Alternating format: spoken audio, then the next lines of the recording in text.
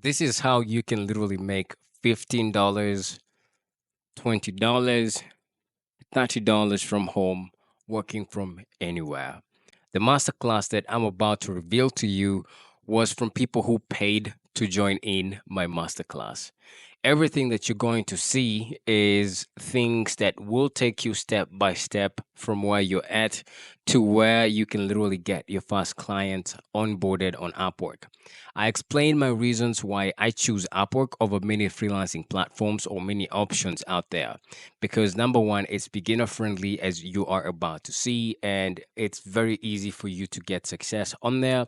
And also, getting your second success becomes very easy as well. One thing to keep in mind when you are going through the program is that the interface would have already changed with the current date and the discrepancy involved in shooting the video and Upwork changes, but everything stays into place and the concepts are the same. So I urge you to stick on finding the same pages, which is not going to be too hard to find because the interface hasn't changed that much and the functionalities still remain the same, so that you can apply the same methods that are in this web class. Be sure to bookmark the timestamps so that you can come back every single time you are required to take a step or you are required to make changes on your profile so that you can literally make the most out of this masterclass. Again, it's a pleasure to having you. And for those who don't know me, my name is Alan Mungai.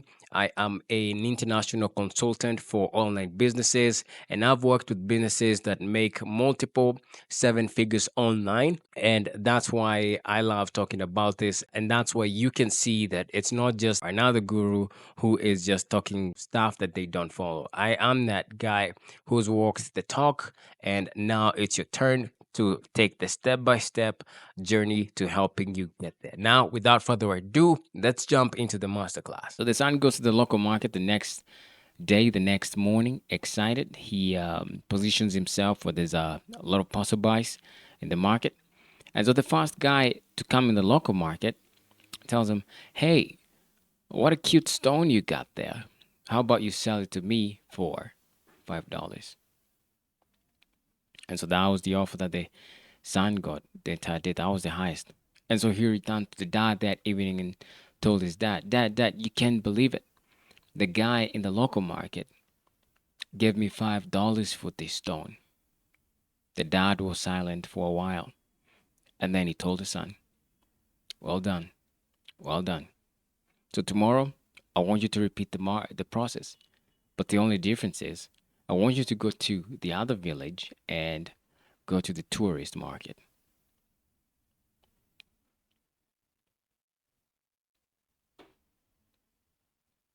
And so that's what the son did. The following morning, he woke up excited as usual, took the stone, and a few hours got to the tourist market, and bam, there he was. The entire day, he received an offer from a tourist who came and thought this was a pretty stone, and they decided to give him $50 for the stone. Upon arrival at home, the son told the dad, "Dad, I almost got tempted to sell the stone because one of the tourists there gave me $50 just to get this stone." And the dad was silent for a while. The son couldn't understand why the dad couldn't accept $50 and just bring it to him. After all, it'll be easy, right?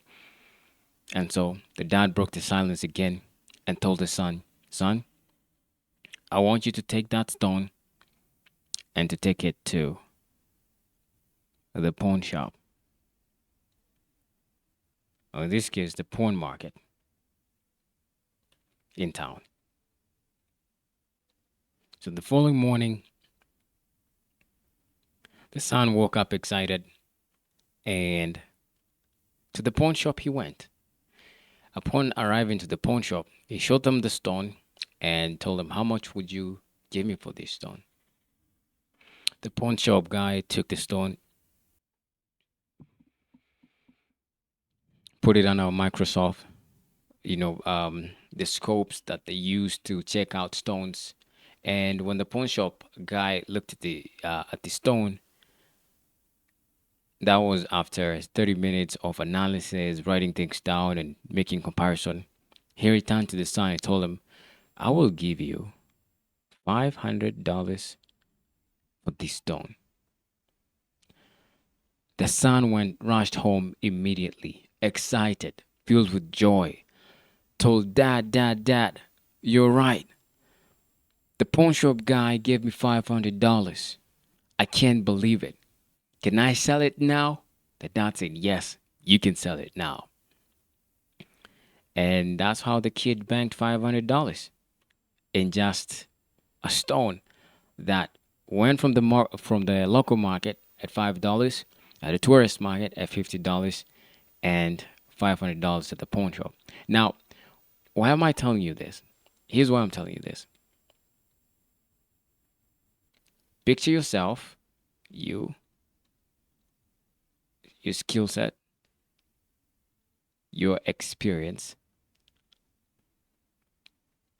as the stone. All right. So your worth is just as much as the market you put yourself in.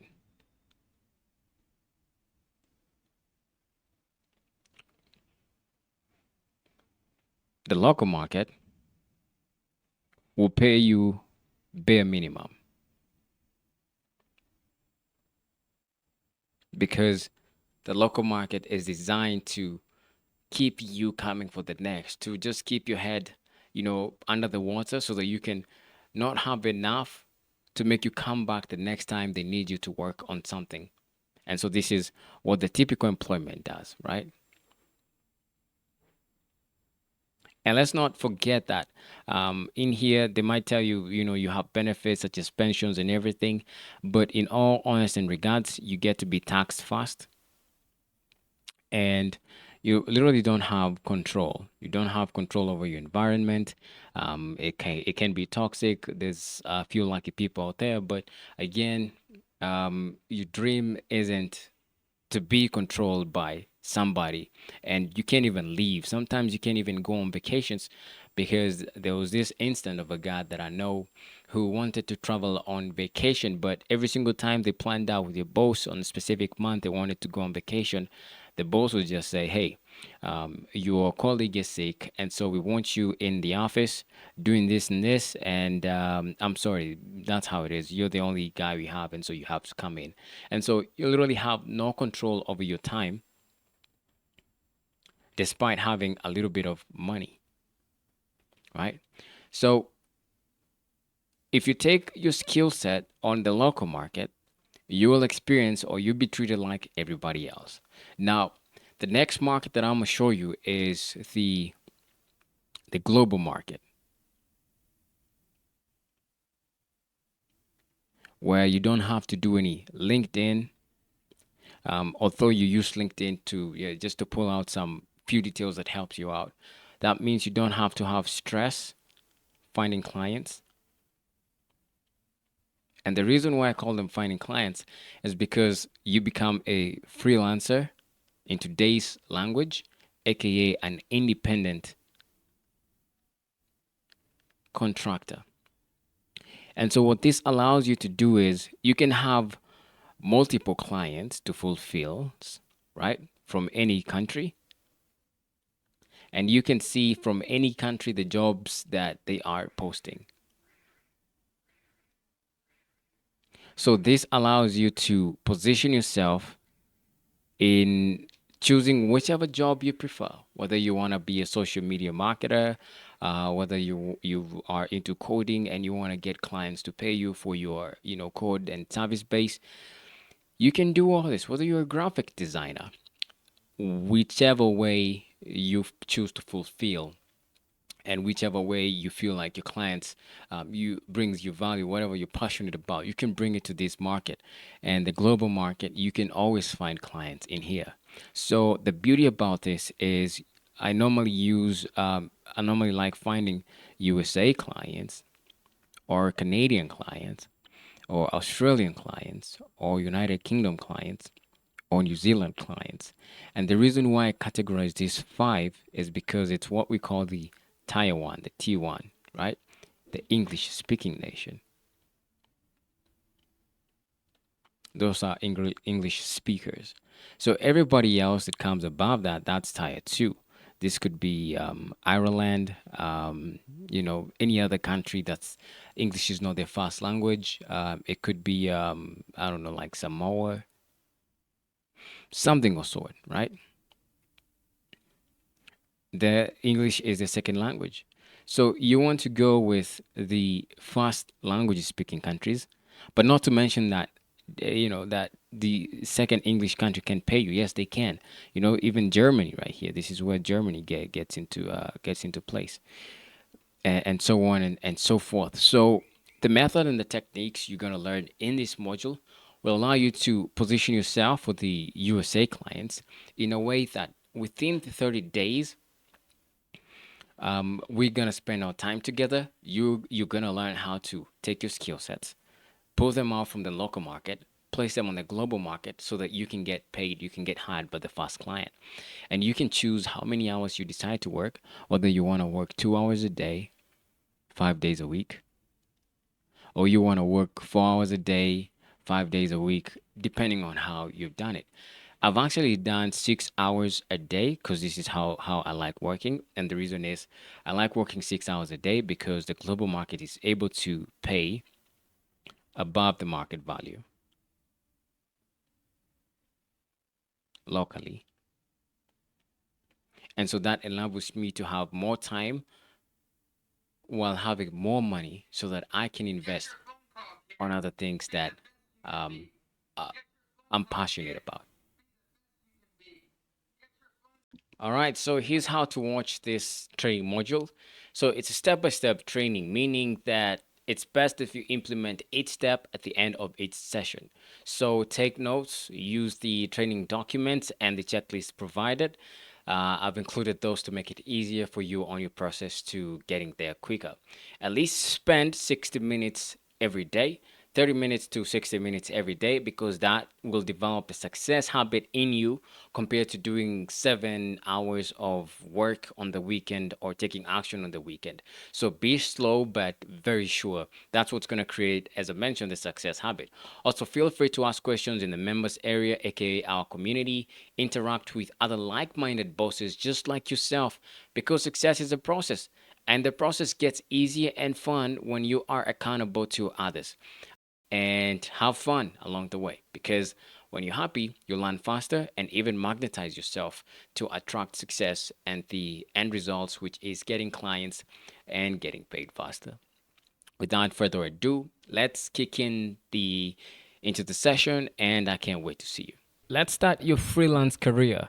Go to your browser and type in upwork.com. And on the top right of the menu, you'll see a button that says sign up. Go ahead and click that. It's going to prompt you to join in as a client or as a freelancer. So, what you want to do is say, I'm a freelancer looking for work, and apply as a freelancer. So, there's two options. You can go ahead and use the first name, last name, email, password, and select the criteria, or you can go ahead and continue with your Google account. So, that's what I'm going to proceed with. There we go. Gonna say continue. Go ahead and click continue.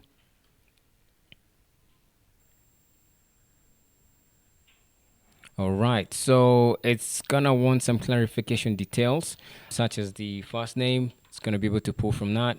So finish up the details and go ahead and select yes, I understand and agree the Upwork terms and conditions. So I'm just gonna go ahead and create my account. All right, awesome. So your account has been created, and it's going to redirect you to a different page where now you need to proceed with creating the profile. It's going to say, hey, your name, ready for your next big opportunity, answer a few questions, start building your profile, and apply for roles, and and so on and so forth. So what you want to do is get started. A few quick questions. You can skip this for now. You can skip this for now. Skip this for now. There's three ways to create your resume on Upwork. The first one is you can import from LinkedIn. The second way is upload your resume. Maybe you have it on your desktop as a PDF. That's another way of doing it. And the third option is fill out manually. So this is definitely what I recommend, filling out manually. It's going to say your professional role, and this is your title. Let's assume you're a marketer. You can say digital marketer, then separate that. Say, okay, instead of digital, I'm going to say social media marketer, and Facebook and IG content creator and manager. That is super self explanatory. You can also go ahead and say the niche that you specialize with. And in this case, I can put something like real estate. So when somebody sees this, they'll see that I'm a social media marketer for Facebook and Instagram. I can also manage their social channel, and it will be a plus if they're in the real estate game. All right, skip this for now. And now the title is going to come in. So for the title, okay, let's add education. All right, so the school that you attended, what school is this? It could be United States International University. So select which course you did. You can say computer science, Bachelor of Computer Science, and the field of study is computer science. And from dates attended, go ahead and choose. I'm gonna say from 2020. I'm a young graduate in 2024. Write a short description and go ahead and save that. So clients like to know what you know. Add your education, so you can go ahead and add more education experience, including high school, other short courses that you have been certified on. And once you got that in place, then go ahead and add languages. So for the languages, my professional language is very fluent, and I can also add another language, and that is Swahili. Is very fluent, and also don't disregard your mother tongue clearly in this language. What you can do here is add a maximum of 15 skills. Your profile is going to be tagged by, and this will help the algorithm navigate the search. I'm going to go ahead and select social media marketing plan. Make sure you hit a maximum of 15 skills, then proceed to next, write an overview. All right, now you can start by writing a bio. What I recommend is you don't have to fill everything right up front, because what you want to do is you want to first get in on the platform, see what other people in your niche that are well performing, how their profiles are structured, so that you can use the same methodology in your own profile. Social media manager for real estate brands. I run daily campaigns that help attract new clients and build a huge targeting list on Facebook and Instagram. Make it super precise and clear for your clients to see and understand just by a glance of how things look. Use bullets. By bullets, I mean things that you do. So it's like Facebook and Instagram posts. So this is me breaking down what a social media manager for real estate brands would give to brands in that field. And go ahead and write all the deliverables at this point. Just make it easier for a person to come on the bio and tell what you can do. Another thing that a social media manager can do is they can create daily stories on Facebook and Instagram, running Facebook and Instagram ads, social media analytics, and follower growth. Make sure you do your research of what people in your industry are looking for. List all the deliverables right here, because people buy results. And if you can clearly outline what you will give them, then you'll be at a much better position to land a client. Another way is building social media pages from scratch, just to tell the person that you can be a fresh company, but I also work with such, and so on and so forth. So with that in mind, it doesn't need to be perfect, just has to be grammatically correct. Short and sweet is definitely what I'd go for, and then you can go ahead and choose next. So what are the main services you offer? So this will be a drop down that you can definitely select from here. Go to marketing, there's digital marketing, marketing and branding, and web mobile, nope, writing, and you can select as many as you can, because again this also helps with feeding the algorithm with the type of opportunities that you'd like to see. And so spend a few minutes here understanding and going through the preferences that you want to attribute to your profile. So go ahead and click that next button, and it's going to bring you to your hourly rate. So this is a sensitive topic, as I mentioned to you before. But the best thing about rating is you've done your research, you figured out that this is my cost of living, this is how much the job opportunities pay in the country. So you don't want to go any lower than that. That's your benchmark. You want to beat that. And this is how many hours I want to be working every single day. So if you work a few hours a day, you want to make sure at least you are within the market value. So when I say hourly rate, I would definitely go with something like $10 an hour as a social media manager. And as you can see, the service fee for the platform, they will give you $9. So go ahead and click next, add photo, do the date of birth, and then the country, and then the street address. So go ahead and enter your street screen address, enter your city, state, and province. Make sure you get that right. Apartment suite, that is optional. Your number as well, make sure it's in there. And then do choose a profile picture. I'll go ahead and select this. Go ahead and attach the photo. Make sure your headshot is very clean. There's not too much background noise. It just needs to look very professional, very neatly done. So go ahead and review your profile. Submit the profile. And your profile will take up to 48 hours to be verified. Congratulations on taking the steps to get your profile up on Upwork. Welcome back. After we sent the request for approval, I saw this email that says, congratulations, your profile is approved and published, and you are ready to win jobs on the world's work marketplace. All you have to do is go back to your Upwork profile, go ahead and log in, navigate to complete your profile. And as you can see, there's a bunch of stuff that earns you credibility by completing. So yes, go ahead and start with the employment history. All right. So in the employment history, you're gonna see this pop-up that shows up, and it's gonna ask you to add an employment company that you've worked for. Could be other freelancing platforms. It could be you worked as an internship. That also counts. Could also mean that anything attachment that is incredible. It could also mean you worked with somebody for free at some point. That also counts. Make sure it's something that is relevant. You want to be acknowledged for to get clients and get paid for. So in this company, I must say I worked with Allen Martin Limited. Obviously, it's in Thika, Kenya, and the title was Chief Marketing Officer from October 2020. You can add a description, but it's very optional. All right, so country and city is Thika. So make sure to hard type that, hit and save. Now, the next move is to add a portfolio on your profile. So, in this session, we'll be discussing about portfolios and why this is a make or break in your start in landing a client on Upwork. The first thing is to understand what a portfolio is. This is a collection of evidence that demonstrates learning and knowledge.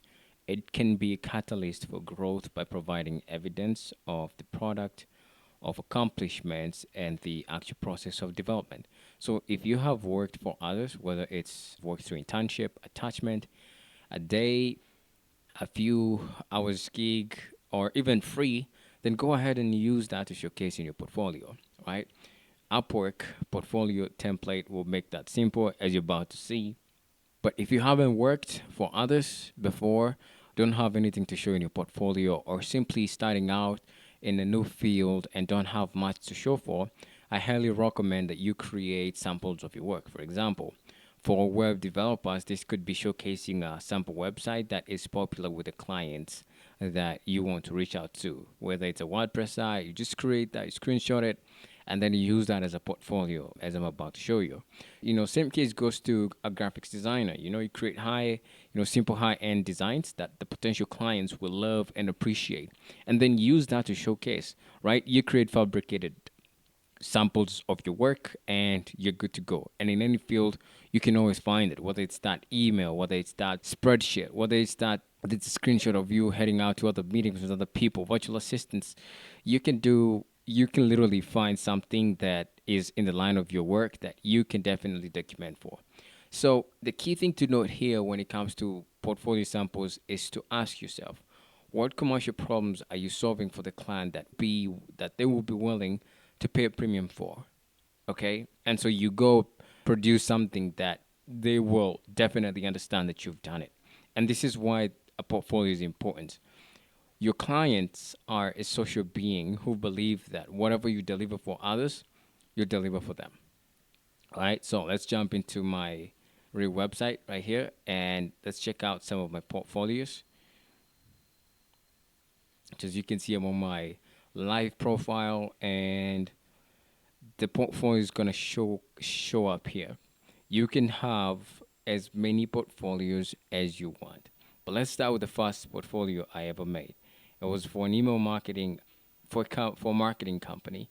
And as you can see, all I did was I assembled the images and I just put them in. And obviously, I did write some project description because that is useful and helpful. So every single one of the tasks that you do, you help others, whether it was an internship or it was a gig that you did online, something you also volunteered for free. Could be even Red Cross. Just go ahead, find pictures, find samples of paperwork, spreadsheets, as I mentioned, emails, text, screenshot those, and use those as your portfolio. So to add a portfolio, all you have to do is come to the portfolio section and click this plus button, and you'll see add portfolio project. And then you can go ahead and use this to add your portfolio. So I'm going to say something like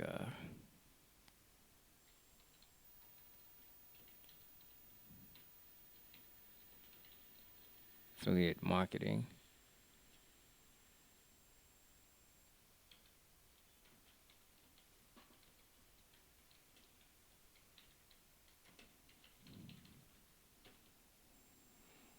And then this is optional. You just leave that one as no specialized profile selected because I'll show you the time and place in using this when submitting proposals and what that would be important. Related Upwork job, yes, you could do, but again, that's also optional. Date, don't have to add that. Just make it evergreen. So you can choose anything you want, right? You can choose gallery or you want to display images or videos one at a time. You can choose case study, highlight the project problem and your solutions. And also you can choose the classic. All right. So in this case, I'm going to do a classic.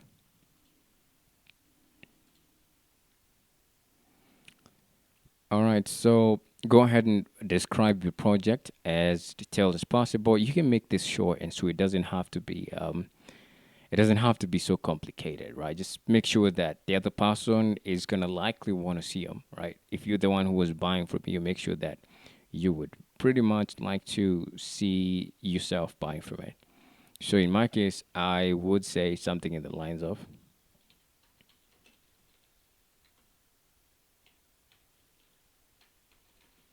I helped 1800 remodel, acquire new affiliates that sent traffic for their affiliate offers, right? You can highlight what the project was all about. For me, it was about recruiting affiliates. It was all about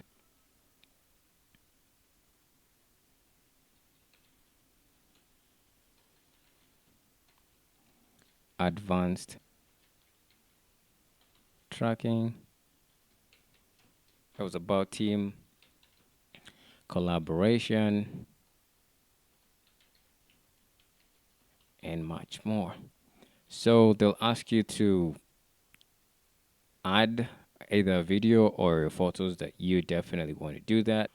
Once you add the photos, go ahead and select mine. All right, we'll go ahead and select those files.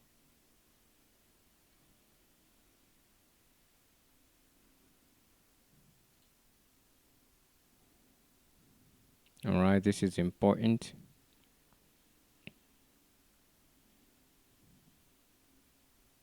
Then I can have this as a project cover.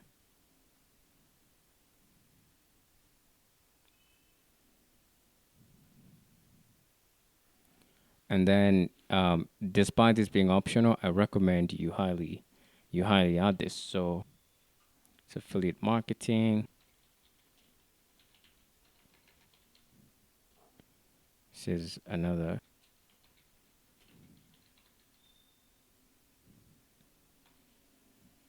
affiliate marketing website. Affiliate manager. Okay, that didn't show up. All right. All right. I want to change up the title just a little bit.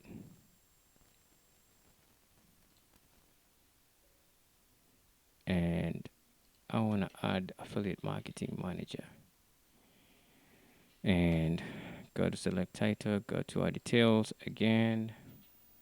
Gonna get that in there and my images respectively.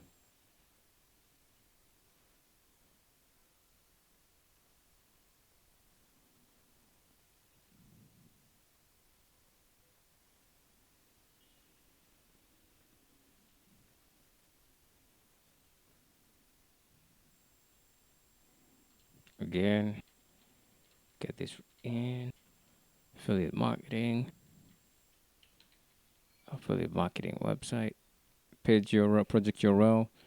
It doesn't have to be in there, but just like that, as you can see, it's just pretty awesome.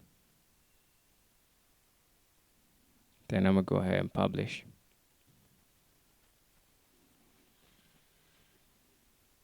And just like that, voila, my portfolio has just been upgraded. So every single thing you do, regardless of whether it's something that is connected to what you do or that is a little bit outside of what you do, but you'd like to get clients for that, make sure you have a portfolio for that. Because as I've mentioned to you, a portfolio is a make or break to your work, because nowadays, as you'll see when you're sending out proposals, portfolios just speak thousands of words, because it explains that you've been in the trenches, you've done it before, and you're about to help other people do it.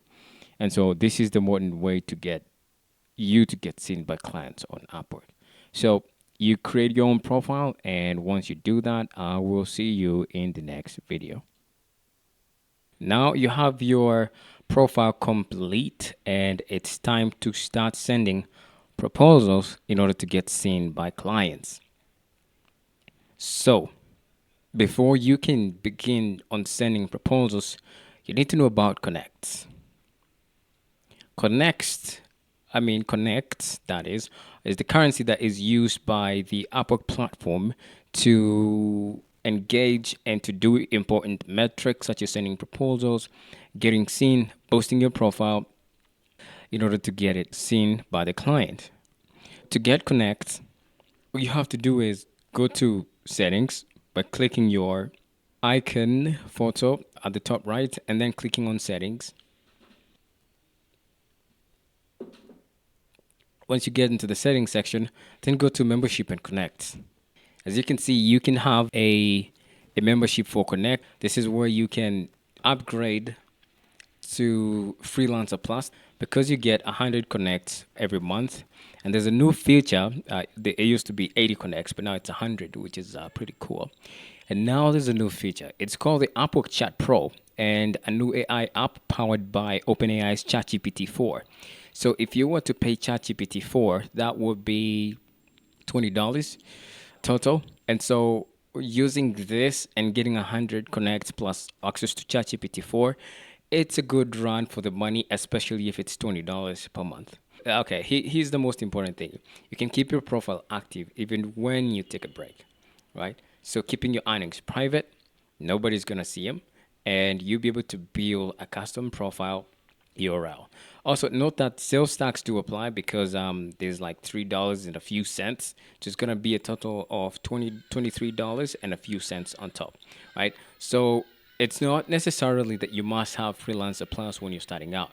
You might be on a shoestring budget, and everything you got, you want to pour it into getting more proposals done. And when you have the basic membership, which allows you to only have 10 connects per month, you buy connects as you need for 15 cents plus tax on each. There's an hourly protection to assure you're paid for each hour worked. This is crucial. That's why I like this platform. And a fixed price payment unsecured through milestone. Again, making sure that you're protected. The main basics are protected, and there are limited reports and functionality. Now, let's go back to the settings. Let's assume you have the freelance basics and you want to get more connects because 10 connects is pretty limited. I'm going to start off with about 40 connects as we saw in the new account. In the settings, in the membership and connect, just scroll to the connect balance and you're going to see buy connect. And all you need to do is buy the connect. And in here, you have an opportunity to select how many connects you'd like to buy. And as you can see, you can buy like 300 connects for like $45. This is very sufficient. If you have the basic account, this is your new account, all you want to do is send proposals, send proposals, send proposals. Forget about the Freelancer Plus. If you're on a shoestring budget and you just want to get connects, then this is the place where you go to buy connects. And as you can see, you can buy as many connects as you want. So you can go ahead once you've selected how many connects you want to buy, go ahead and click buy connects. So every single one of us up to this point, they can find an endorsement of some sort, be it from a past client that you worked with, an employer, a work colleague, your teacher, your lecturer, or mentor. Could be anybody who's above your rank that is well known in a certain dominion.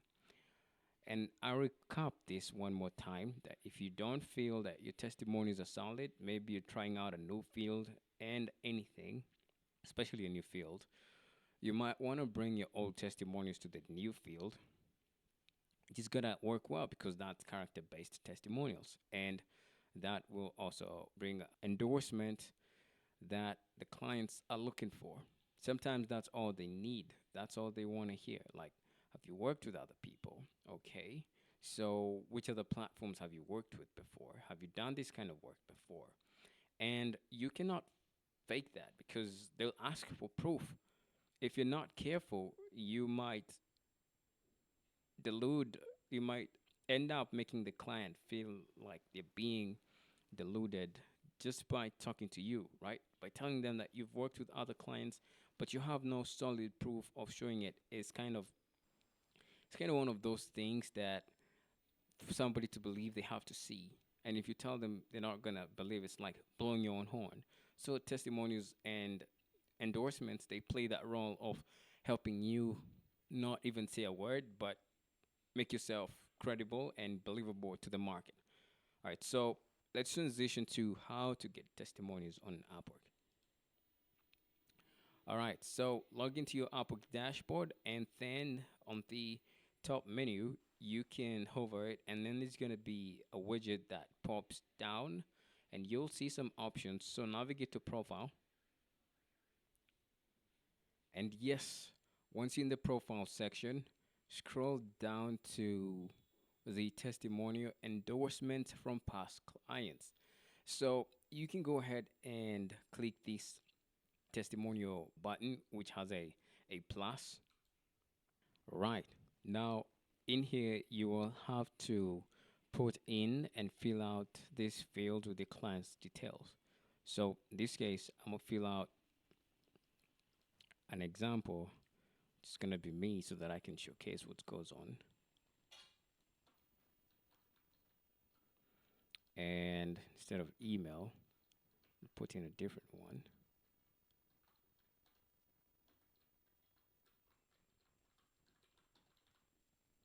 and you'll need a client's LinkedIn profile. For you to grab that, all you have to do is go to LinkedIn and click on their profile. And once their profile appears, then click on contact information and their profile right there. You can just click that and copy the link. So we go ahead and input it right there. Make sure it has a HTTPS at the beginning. And then the client's title, which is optional, but it's much preferable. So I'm going to say director, marketing, and project type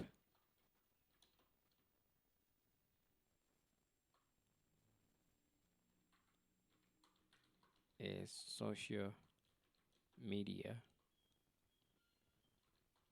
ads, right? It's very optional.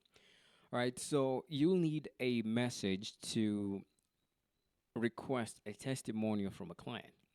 And so all you have to do is go back to this doc, and as you can see, we now have a testimonial request template that I've already filled out for you. As you can see, they're really short, they're precise, and they just go straight to the point. So I'm gonna read them for you, all right? So, dear, inside the client's name here, I hope this message finds you well. It was a pleasure collaborating on. Mention the project name. Your feedback is crucial to my portfolio. Could you share a moment to share your thoughts via the link? So the link is going to be in the email or somewhere within there. Your testimony will be a great asset to my portfolio. Thanks again for the opportunity. Warm regards, and then boom, you write your name in there, right? So replace this with your name.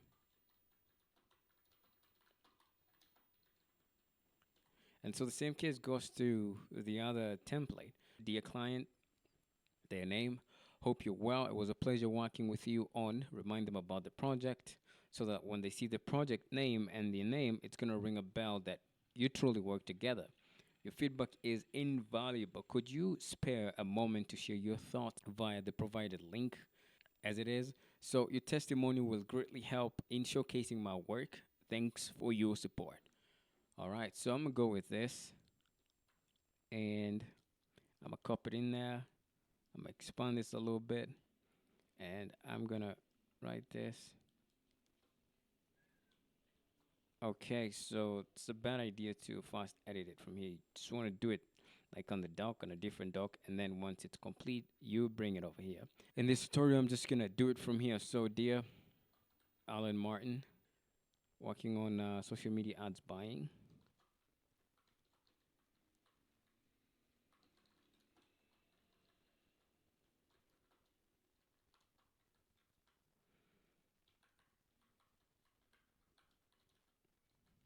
Last quarter,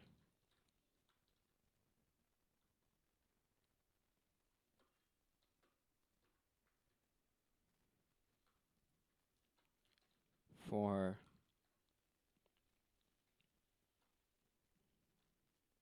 your marketing agency. Your feedback is invaluable. So, what I did right there is I just described the entire project, what it was about in details, when that was, and more details about the project so that they can actually remember real fast, right? Your feedback is invaluable. Could you spare a moment to share your thoughts via the provided link? Your testimony will greatly help showcasing my work. Thank you for your support. And then voila. And just like that, your request has been sent. So let me go to my email and check the testimonials. Awesome. There it is. With the subject line, your name from Upwork as requested a reference. So take 1 minute to help. Now this will be your name. Social media marketer, Facebook, everything's going to be there. And so this is going to be your message, right? Is building a freelance business on Upwork, the world's leading online talent solution, which is incredible. So you'll be like, hey, dear Alan Martin, hope you're well. It was a pleasure working with you on social media ads buying last quarter, and your feedback is invaluable. So could you, and then, yeah. So it's like now it's confirmed this is what we wrote about. This is what the client will know it's you, right? And so it will be endorsed Allen. Awesome. So it's going to take them to a testimonial page. And then from there, the person who's your client or your past client or your past lecturer, whoever it is that you sent this testimonial widget to or testimonial email, they're going to be brought to specific pages this once they accept. Enter your testimonials. They'll say something in the lines of, it was great collaborating with Alan on social media ads for our agency. We were able to get 100 times or 10 times ROAS, that's return on ad spend, and I highly recommend working with him because he is prompt, accountable, and open to suggestions that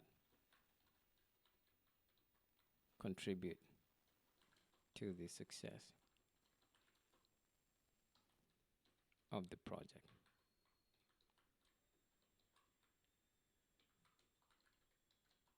Thank you again.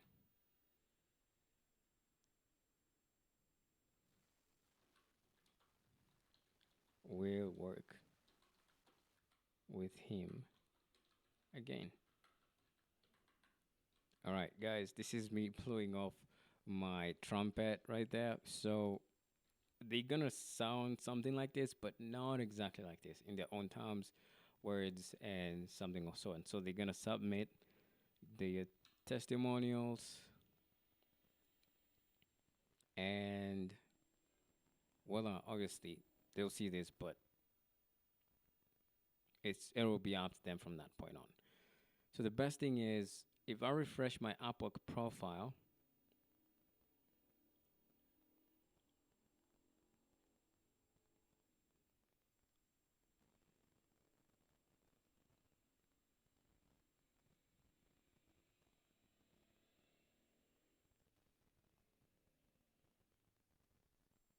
testimony should be here, but once it does, I'll let you know.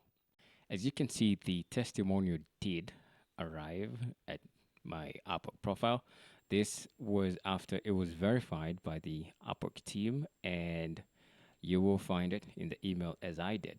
And so you have a new testimonial, and they'll say something like, great news. The testimonial Alan wrote you has been approved and is now displayed on your profile. And as you can see, it arrived 13 days after we sent it out. So expect a huge time frame until it gets to be approved and reflected on your profile. Also, don't forget to request more than one testimonial by clicking the request more testimonials. The more the testimonials you have, the more likely you are to succeed. Anyway, guys, that's how you do it. Feel free to customize this templates to your liking. Send out to your list of people that know what you do. You've worked with them in the past, and send out as many as you can to all of them as advisable so that you can get those testimonials. All right, without further ado, I'll see you in the next session. In this session, we will dive into certifications and how you can get more credibility on Upwork by just adding a certification. So, certifications are important because they prove that you put in the work, the effort, and the resources into gathering more resourcefulness in your creative abilities. to add certifications, all you have to do is log into your profile section and the certifications area. Just click on add. So you can do this two ways. You can add manually. So let's assume you want a compass, your certification is not online. You can go ahead and find the course that you got in here. Could be something like computer science. You can add a custom certification based on the degree that you did. Maybe you did computer studies, maybe you did language such as Chinese. Go ahead and add something in here. So I'm gonna say computer packages.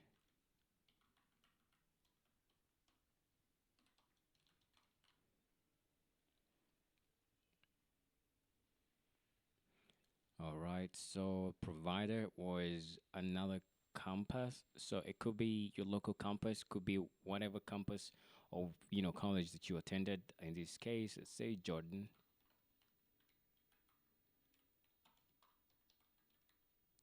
and the description.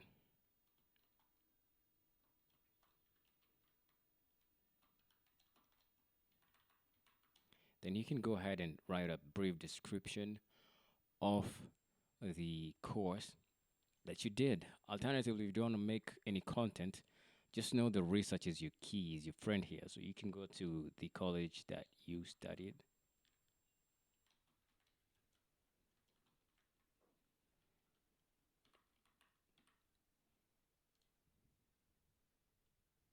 So,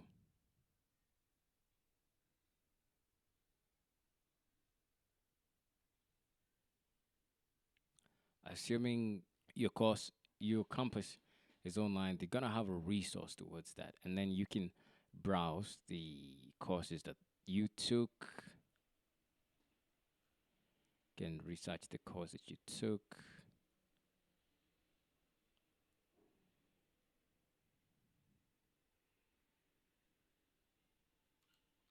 All right, I'm gonna select this.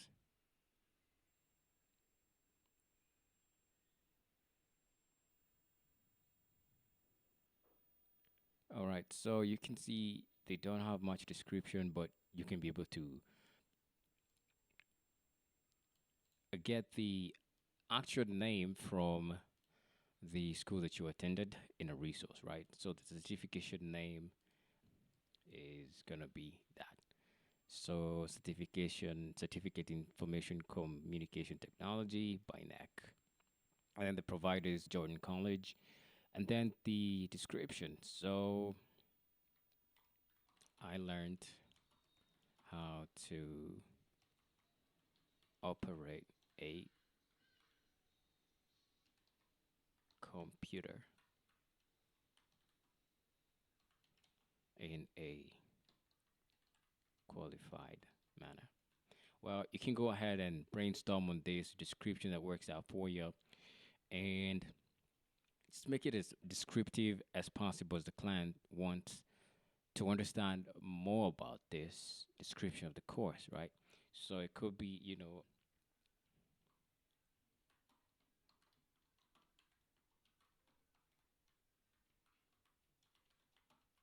now proficient in something such as Excel sheet, Microsoft Word, email,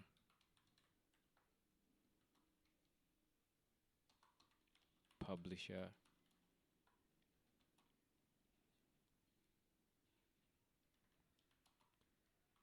and web design,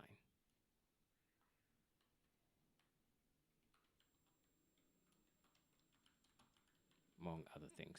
So highlight the things, the package himself, what included, because that's key for your client. Understanding how you can help them through the skill sets that you learned at that time. So the issues of date, the issuing of date, definitely not 2024. So let's take this back to maybe 2021. You can say February 2021. Go ahead and put apply, and then you can put a date. There you go. And then again, February 2022 instead of February. Give it like a couple months. And then you can say by a year you had completed the course certification ID optional, and then you can definitely add a certification. So as you can see, the certification is already input manually. Alternatively, if you took an online course that was able to provide you with a certificate online, you can import that through Credly, and Credly will take you to their site, and you'll have to create an account or you'd have to sign up with them. But right now, I do not have an account with Credly. Gonna go ahead and continue right here.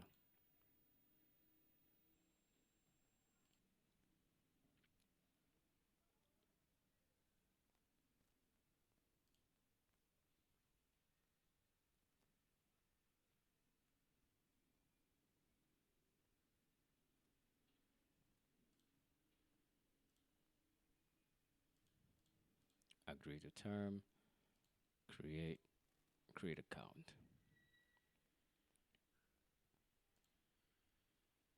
accept all cookies.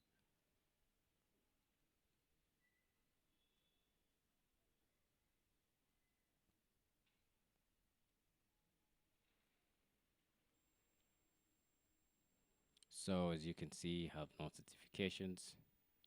But if you do like, you can just proceed by adding them manually. So when you learn certifications through online courses, they're much likely to use Credly. Alternatively, this manual input is fantastic. You can do this, you can add as many certifications as you'd like. There's no limitation to how many certificates you can run, you can put in place. So that's how you go about adding certificates in Upwork. Remember, this is crucial to distinguishing you from serious people versus non-serious people. Serious people who are qualified, they are to be satisfied in one way of shape or form. And so be sure to add any certificate, all the certificates in fact that you've got, because they're likely to earn you credibility. All right. Now, let's talk about employment history. You may have more than just one employment history. So, the best place to add them is right here. You can add as many as you want. So, if you're looking how to add on this, refer to the previous video we did on how to do this. All right, so let's talk about other experiences. So, other experiences are things that you are passionate about or you have done for other clients. Maybe it's something related to your work, but it's outside work. Let's say you are a graphics designer, and then all of a sudden they give you a platform for you to write copy. So you became a business writer.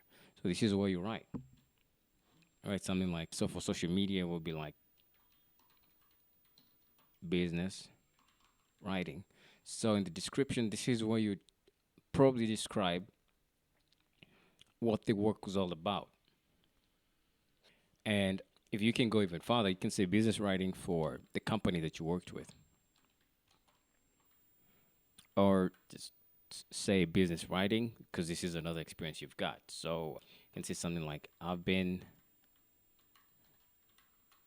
a social media marketer who also helps businesses establish clear communication to their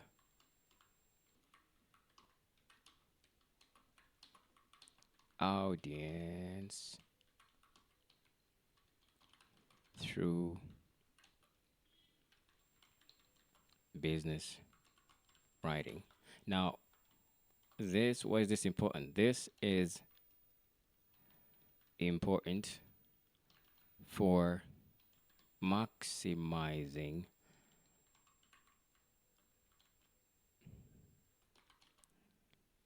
the conversions from the same audience being reached. The best part, okay, so expanding on more benefit, is that businesses doesn't have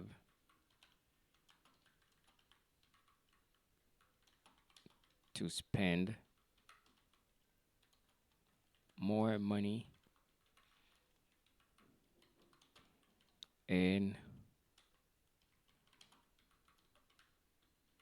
running more ads or getting copy writers because we use words precisely to target your audience in an irresistible way. So this is exactly where you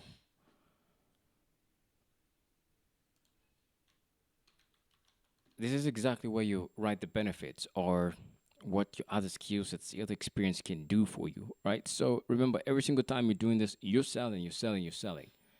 Just go check out other experiences in Upwork from other freelance. All right, perfect. So as you can see, there's a bunch of opportunities out here.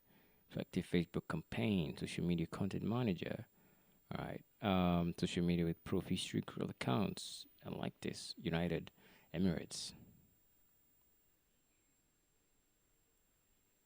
All right, it's the MD. Okay, this is not as fun. Let's go to this. Spend 5K. Looking for an entry level, and you can see there's a lot of people. So let's find somebody with some traction. Daisy. Okay. Social media content strategist.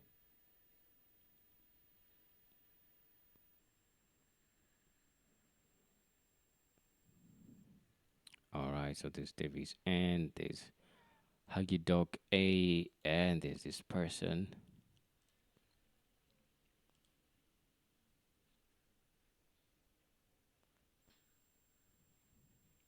All right. So as you can see, this guy has had total of 47 works.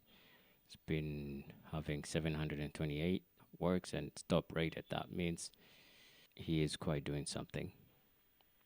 So if you look at the profile, as you can see, there's a bunch of certifications around here. The employment history, it got a lot going on. Other experiences, as you can see, every single time you got other experiences, just make sure you highlight them in this section. Because you can see you can have more than just one or five or 10. You can have as many as 20. So go ahead and utilize that feature. It's very, very important. All right. So let's look at another profile. This guy's worked 10,000 hours, been top rated, 15 hours an hour. And what you're seeing is other experiences is got in there. It's not even a lot. You can see these guys aren't even writing, a lot in their other experiences, right? Could be with a client, could be something, just something to highlight what you do, literally. Doesn't have to be so complicated.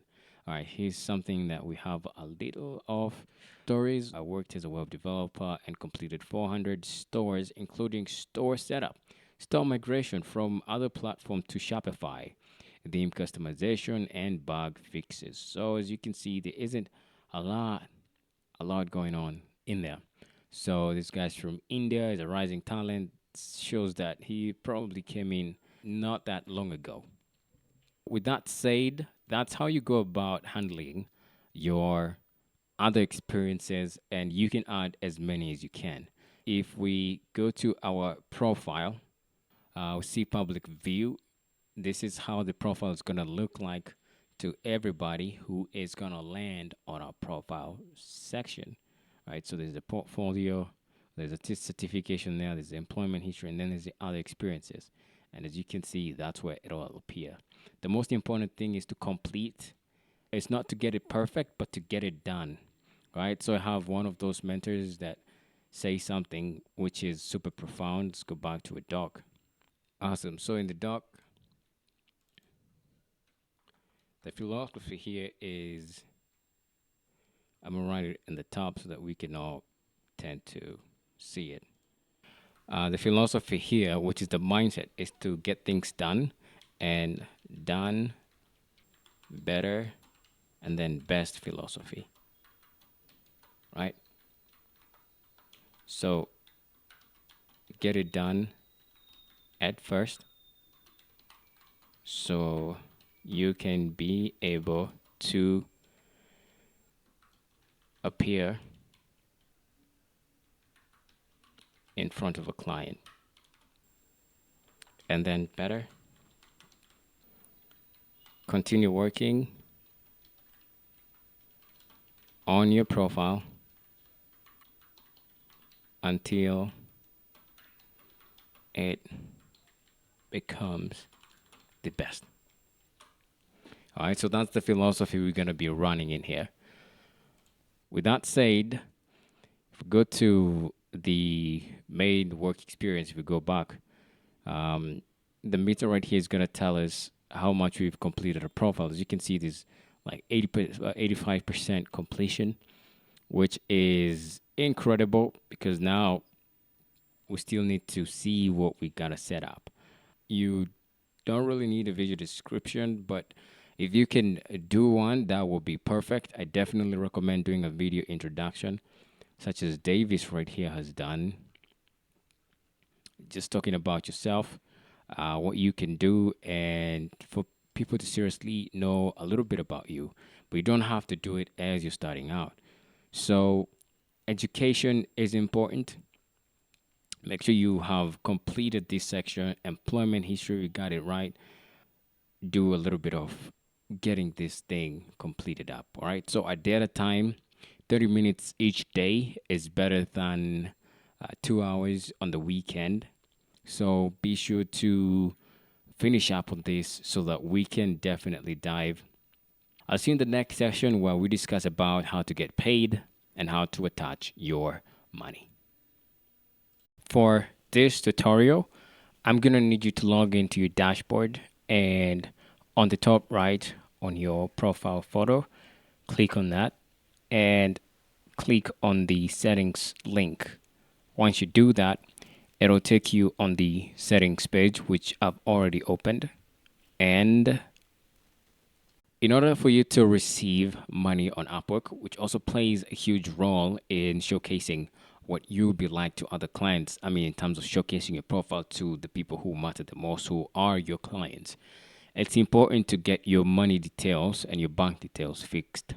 And so I'm going to show you a little bit on how to go about that. So let me go ahead and create a password, and I'll get back as soon as I've done that. Awesome. So you ought to have that part of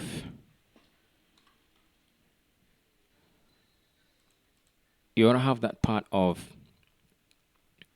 the Upwork section filled in, because it adds an extra layer of security, because this is where you handle money. So in terms of tax and residence, you ought to fill your taxes accordingly. Select your country, address line. Address line 2 is optional. Address line, it means like where you are staying, one of the roads, what is it called? Because that's going to be referenced in the tax IDs and your profile. So the country, I want to go ahead and select Kenya. because that's where I'm residing at the moment. So the tax IDs and everything. For taxpayer information, it's crucial to understand that you don't want to do this as a U.S. person because you are a non-U.S. person, and the legal name of a taxpayer is your name. All right, so write it in full, and the tax classification is individual, right? If you do another treaty, it will be very weird, but just do it as an individual. That's okay. So the date of birth, you can choose the year that you're born in. I would choose a funny one, 2002. John citizenship. This case, I'm choose the country I'm in, and just like that, voila, finish tax information. Then okay, you're good to go. But you're not complete yet. Because what happens is you'll be provided to enter your personal identification number, which is like a PIN. So in this country, this is your, KRA PIN, or whichever country it is, your personal identification number with your government. So go ahead and enter that in there. And then you're going to be prompted the certificate that you can sign digitally. And the way you do that is by putting in your name, and the date's definitely there, and then you can definitely click on that, and then affidavit of unchanged status. So type in your name still. There's no problem with that, and still remain the date. So mine's not gonna go through because I did not fill this, but just gonna go ahead and do a fake one. Again, guys, do not try to enter phony details, because once the platform sees this, it can be able to flag your account down, and you don't want that happening. Because they use smart methods, they can happen that they will flag the other account down, and you don't want to be doing that, right? So um, it's not valid, still not valid. Okay, it's not stupid. So go ahead and fill everything that is need to fill. So when you see this, the tax information additional request, go ahead and value added tax to comply with tax laws we collect on certain transactions. Okay, so you cannot do this if you don't have a pin, a tax pin. In Kenya, we call it the KRA pin. In other countries, it depends on how you call it, but you're gonna have that personal identification number. You need to have that in order to be able to proceed with these steps. So I'm gonna say don't have a VAT ID. So personal identification number, make sure this is complete. It's very important before you receive money. And then once you've finished all your tax details, go to get paid. And this is where you'll be able to add your withdrawal method after you've completed your tax information. All right. So there's FAQs to help you with more details, but what I just told you is just the minimum that you need. So withdrawal schedule, once you have set up your withdrawal method by going to withdrawal methods at the bottom and clicking on add method. And as you can see in Kenya, we have M-Pesa, which is like it's going to be sent directly to M-Pesa, and you're going to be charged 99 cents USD. To send to Payoneer, that will be $2. To do PayPal, that will also be $2. To send to local bank, direct to local bank, that's Kenyan money, that will be 99 cents. As you can see, a wire transfer is 30 USD in terms of wire transfer. Direct bank to USA, it's definitely free. So you can just set that up. So as you can see, the rates are favorable. You can choose whichever method you prefer. Either ways, as long as if you're using an M-Pesa, the key thing to note right here is that the number has to be your details, your personal information. Otherwise, if it's registered with somebody else's information, it's not going to be able to set up accordingly. All right, so keep that in mind. As well as PayPal, you need a PayPal that reflects your name and has to be a PayPal business. So it has to be reflecting on your name. The direct local banks, you can go ahead and add details to your bank information as well. So everything in this detail thing has to be reflecting your names from your money account to adding to PayPal. So this normally takes anywhere from a few hours to 3 days to set it up. And if there's problems, it's gonna notify you. But those are the main common problems. If the details of your M-Pesa, PayPal, or bank are not reflecting your setup, it's not going to work out. Also, the thing to note that is if you're using a direct bank USA, you want to use those dollar accounts if you're out of the USA that they give you very precise dollar accounts that have a customized with your name on it. Because otherwise, it's still gonna have a problem accepting the integration of the payment method. After you're done with that, then congratulations, you are ready to start making money on Upwork. Once you do that, you can schedule how long you want to get paid, and the last withdrawal it's going to be written here. So let me switch over to my live account so that I can show you details. All right, I'm going to go ahead and create a login. Awesome. Now I'm on my live profile, and I'll go to settings.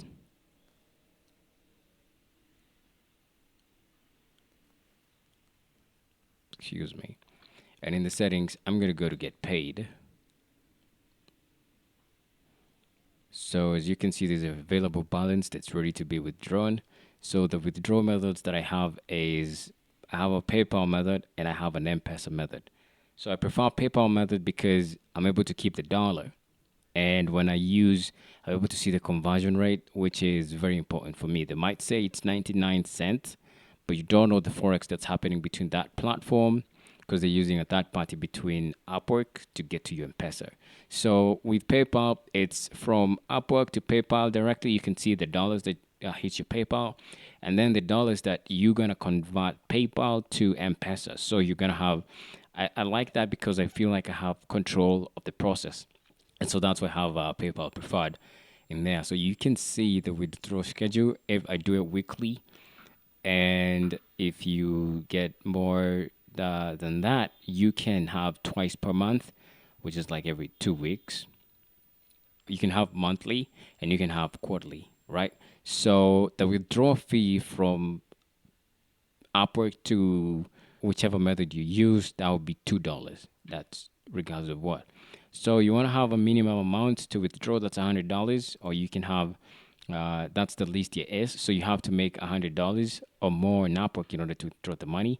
And I know that's your first milestone to at least make your first $100 on Upwork, because once you do that, then you're gonna have that money to spend.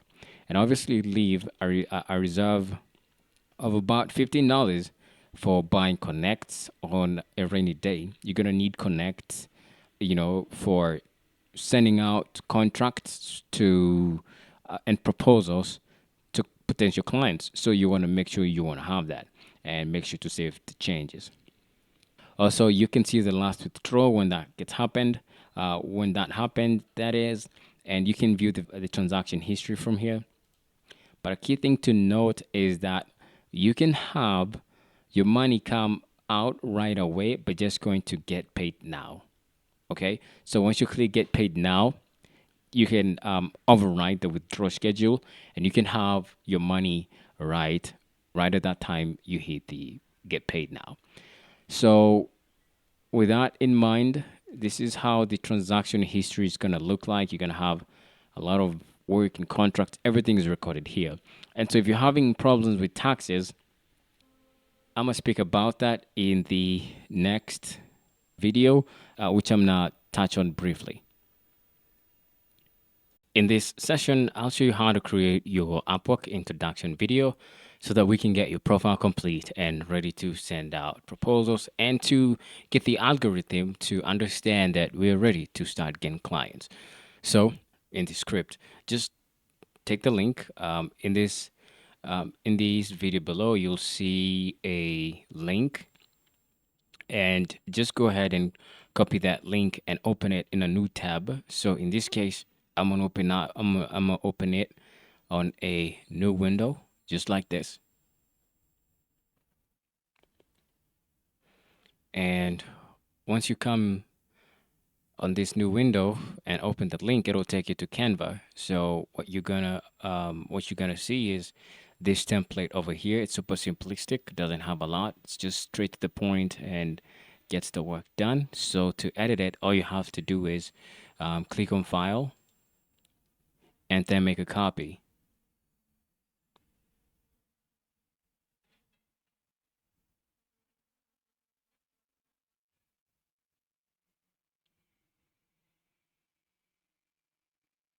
Awesome.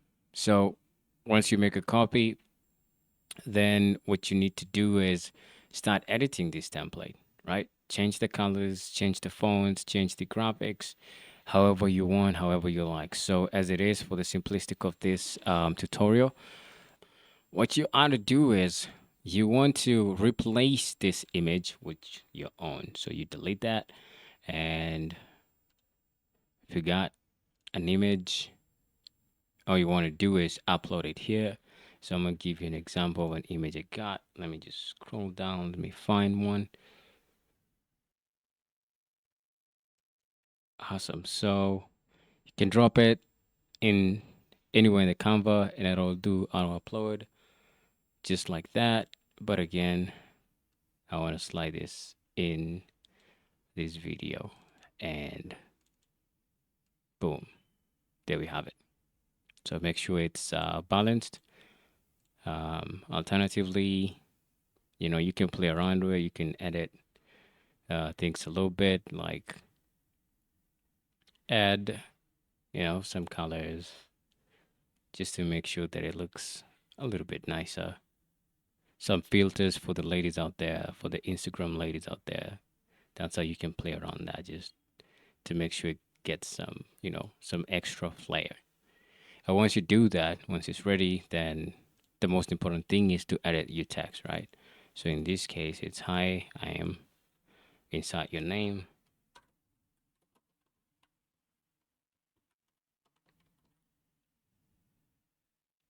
So your profession can say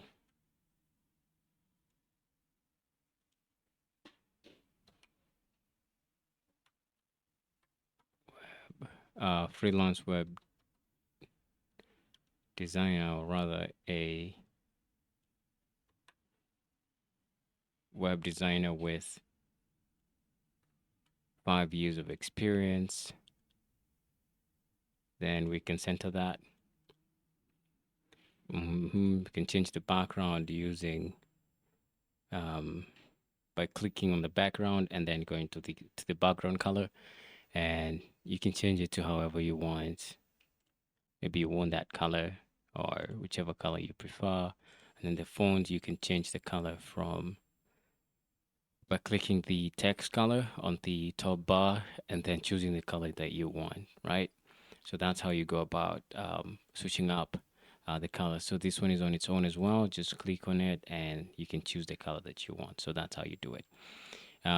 If you want some fancy thing, if your picture is clear, you can just go ahead and just avoid. I'm assuming you might be on Canva free, so this is for you when you're on Canva free.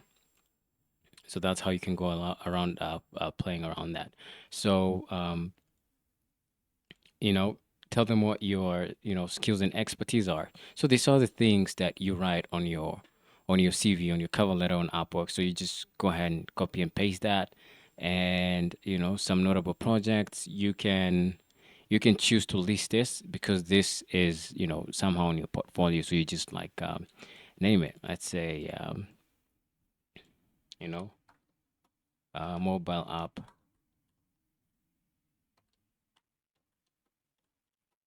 for school bus, something of sort. So make sure you highlight some notable projects. Why consider me? You can leave this as is, or you can just twist some words so that it doesn't sound verbatim. So it can sound however you want it to sound from the initial concept to the final delivery. My goal is to not only meet your expectations, but to exceed them. Once you have that, then there's more proof. So this is where you can request them to scroll down to check out your portfolio highlights and client testimonials. And then now the call to action. Feel free to reach out to talk about your project or ask any questions directly in the chat below. So once you have that, you will not be able to export this as a video, right? But however you want to do is, you want to come to the PNG, you want to select that and download that. So you can try Canva Pro for free, but if you don't wanna get a subscription, then you can just go ahead and, just like that, you've downloaded it.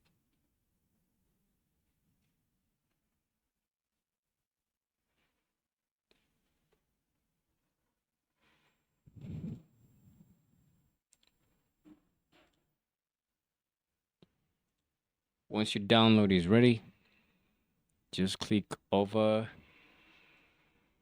in order to take you to the download section, or you can go ahead and click that. Right click it and extract all.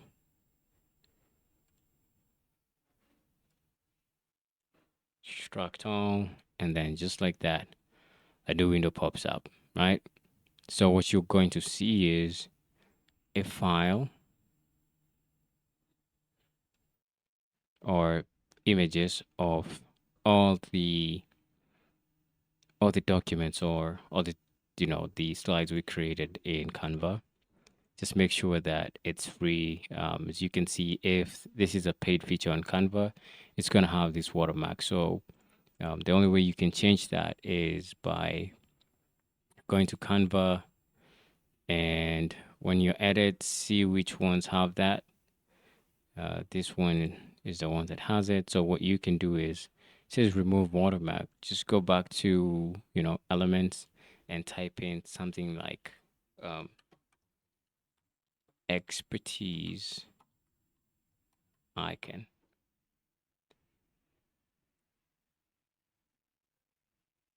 So anything that has this icon just below, just know those are paid, right? The ones without, they'll be free. So there's a free things and these paid ones. So you can also filter out by free, which I'm not seeing quite well.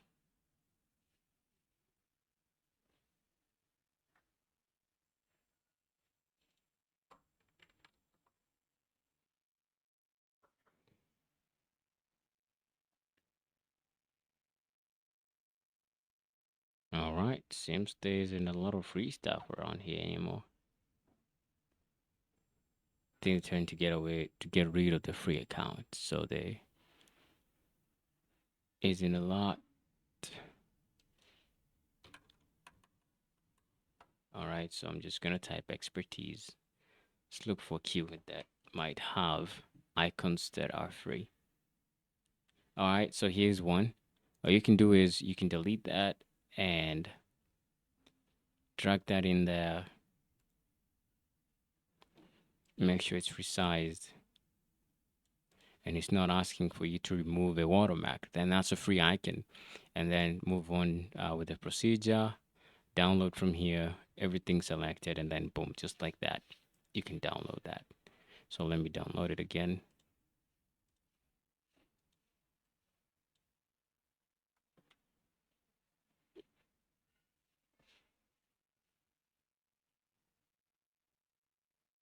All right, again.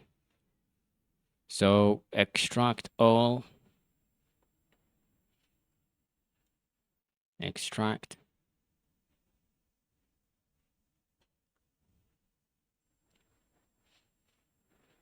Yes, there we have it.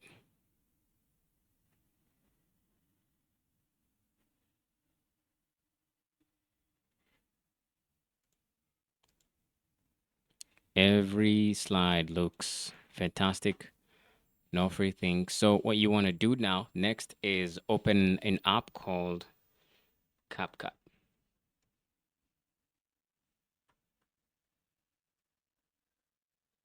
Not sure that's the pronunciation, but it's yes, CapCut. CAPCUT. I'll post a link in the description. So you don't need to download for Windows. Just go ahead and edit video online. Again, this will be free.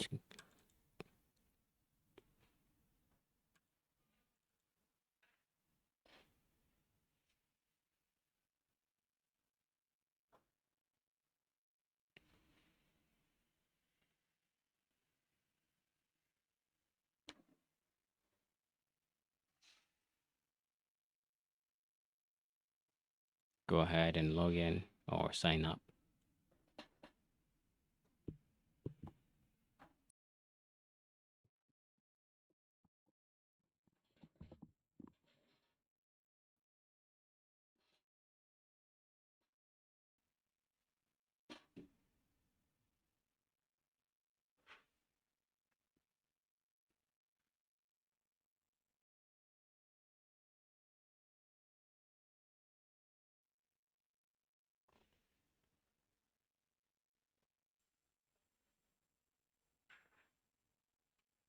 Awesome. Once you logged in, the next step is to add your templates or you edit the templates by going to upload and then upload file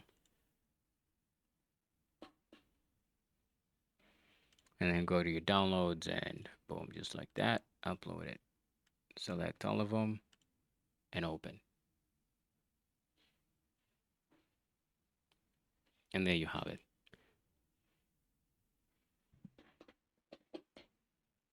All right, so as you can see, every single slide or every single image will have its own numbering. And so that's the sequence that you auto follow.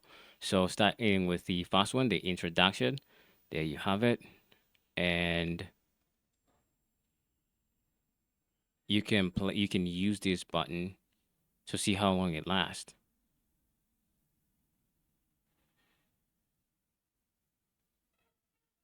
That's a good amount. And then you proceed the second one.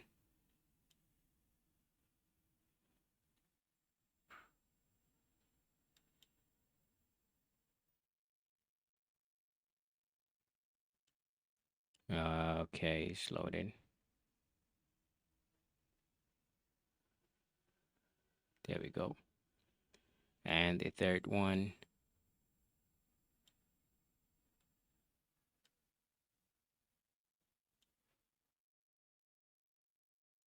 And the fourth one.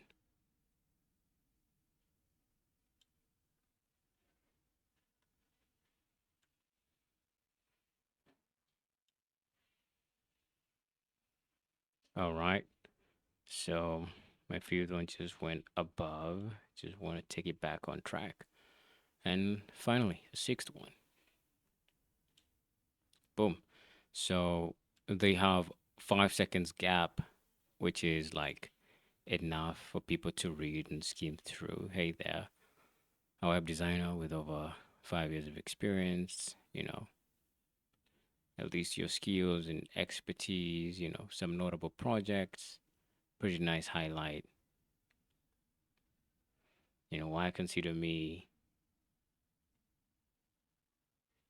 more proof and let's connect. What you want to do is uh drop by the audio and search some really nice music such as by typing keywords such as success and here you can play it.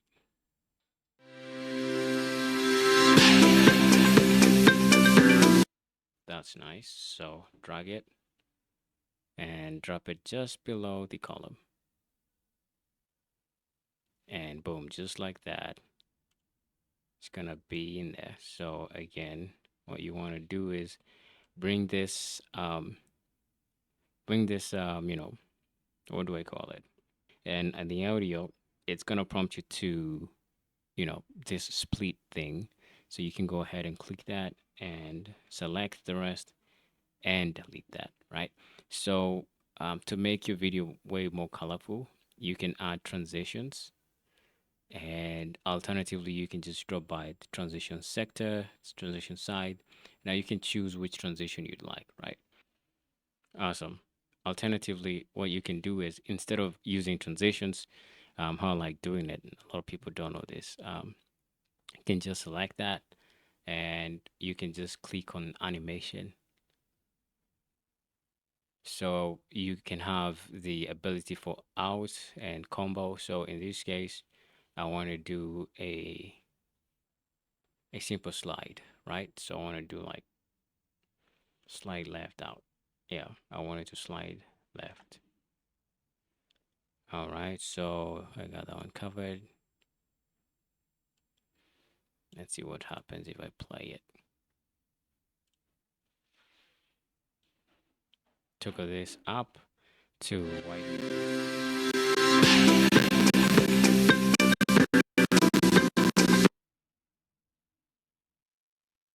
My bad. Seems internet is bad on my end right now.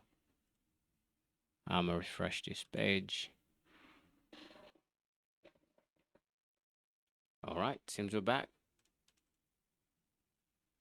but still crazy internet stuff. So I'm just gonna up you know discard that again. Use this to bring the timeline a little bit closer. Tighten that up together. I think you can also change. You can add some transitions on this. Yes, you can add some transition on this, like fade out duration at the end. I like doing about something small. So like 8. Let's say like 8. The inside around 7. So it's gonna start in.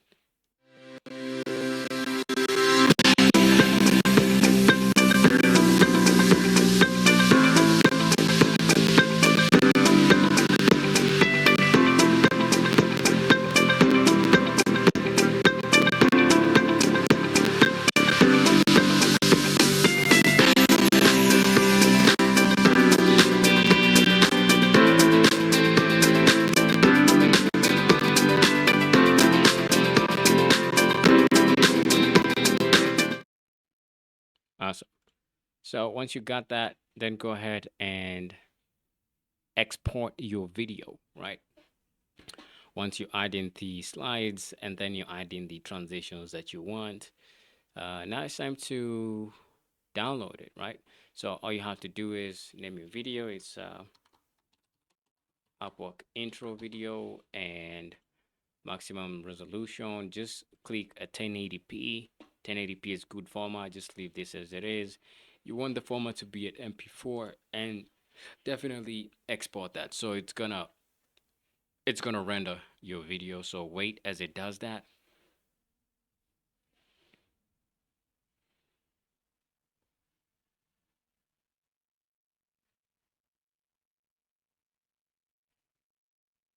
Once it's done, boom, it's time to download your video.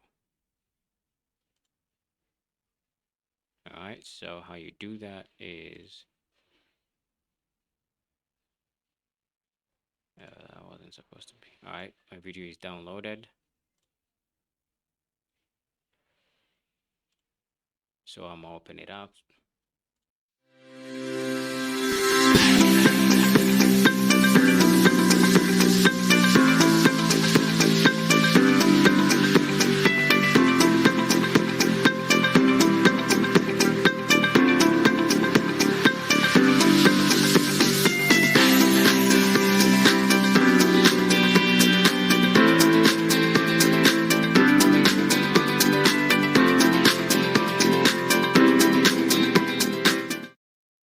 Fantastic, I like that. So if you're in Canva Pro, all you need to do is go in the dock, and in the dock you have this edit template and download this video. This is for Canva paid account. All right. So all you have to do is copy this link and drop it in your Canva or in your browser. And if you have a Canva account, it'll be prompted to log in. And once you do, it'll take you to this page. So all you have to do is go to File, and once you click on File, make a copy. So this one will be straightforward. So once you've made the copy, now it's time for you to edit the template. The first thing you ought to do is replace this image with your image with your headshot, right? Similar headshot like a passport photo. Just make sure you have a big bright smile in there, and then change that. So your first name, I'm gonna change this to my name. So I'm gonna go to upload and see if they can get an image of myself.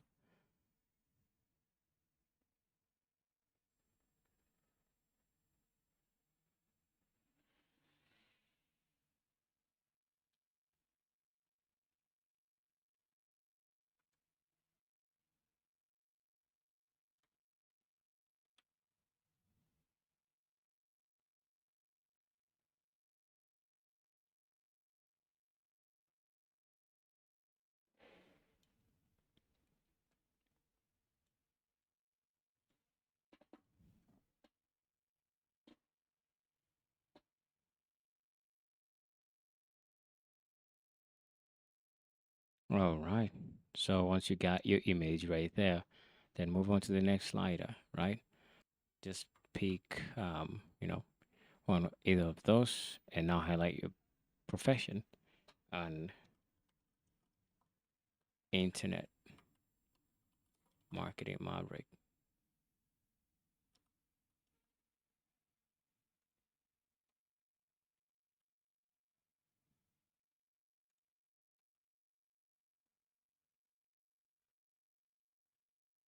with over 5 years of experience,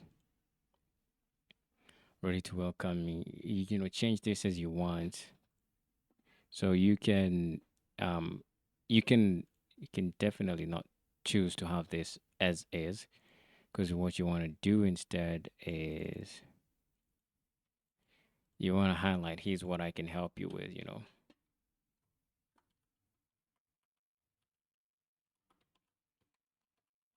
here's how, here's what you can expect.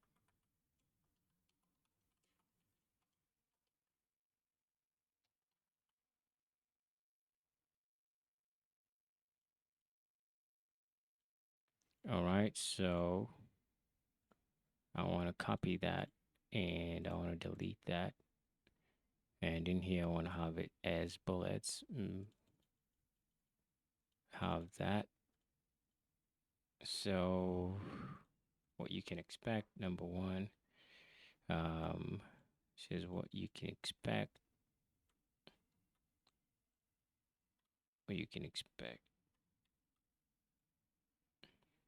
So write down the bullets of what they can expect. Right, it's like a highlight of everything. Is what you can expect. Like number one, graphics design, social media marketing, content writing, web design, and so on and so forth. So, it's pretty straightforward, ready to turn your project into success. Let's connect and make greatness the new norm. So, you can duplicate these slides and add in more details as you'd wish. You can also customize the background image by going to the photo section and choosing whatever image you prefer and just dumping it like that, right? So you have full customization on this. And once you finish that, then there's one more thing. You need to add an audio. And in the audio, you want to have a success, sort of dreamly background with music and that sort of thing.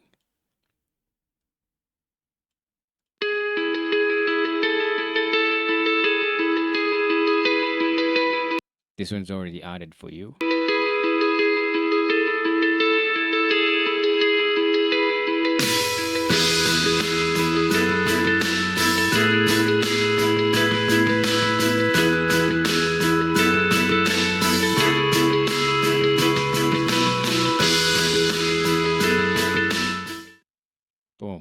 like that, you're good to go.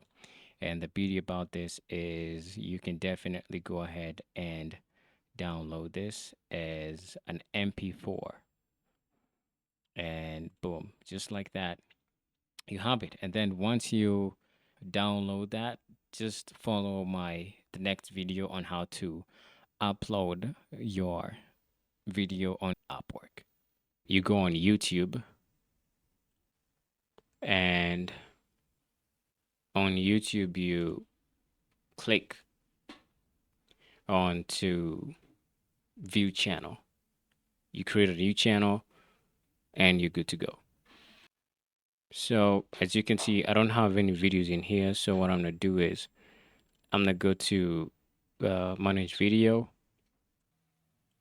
and then click on continue.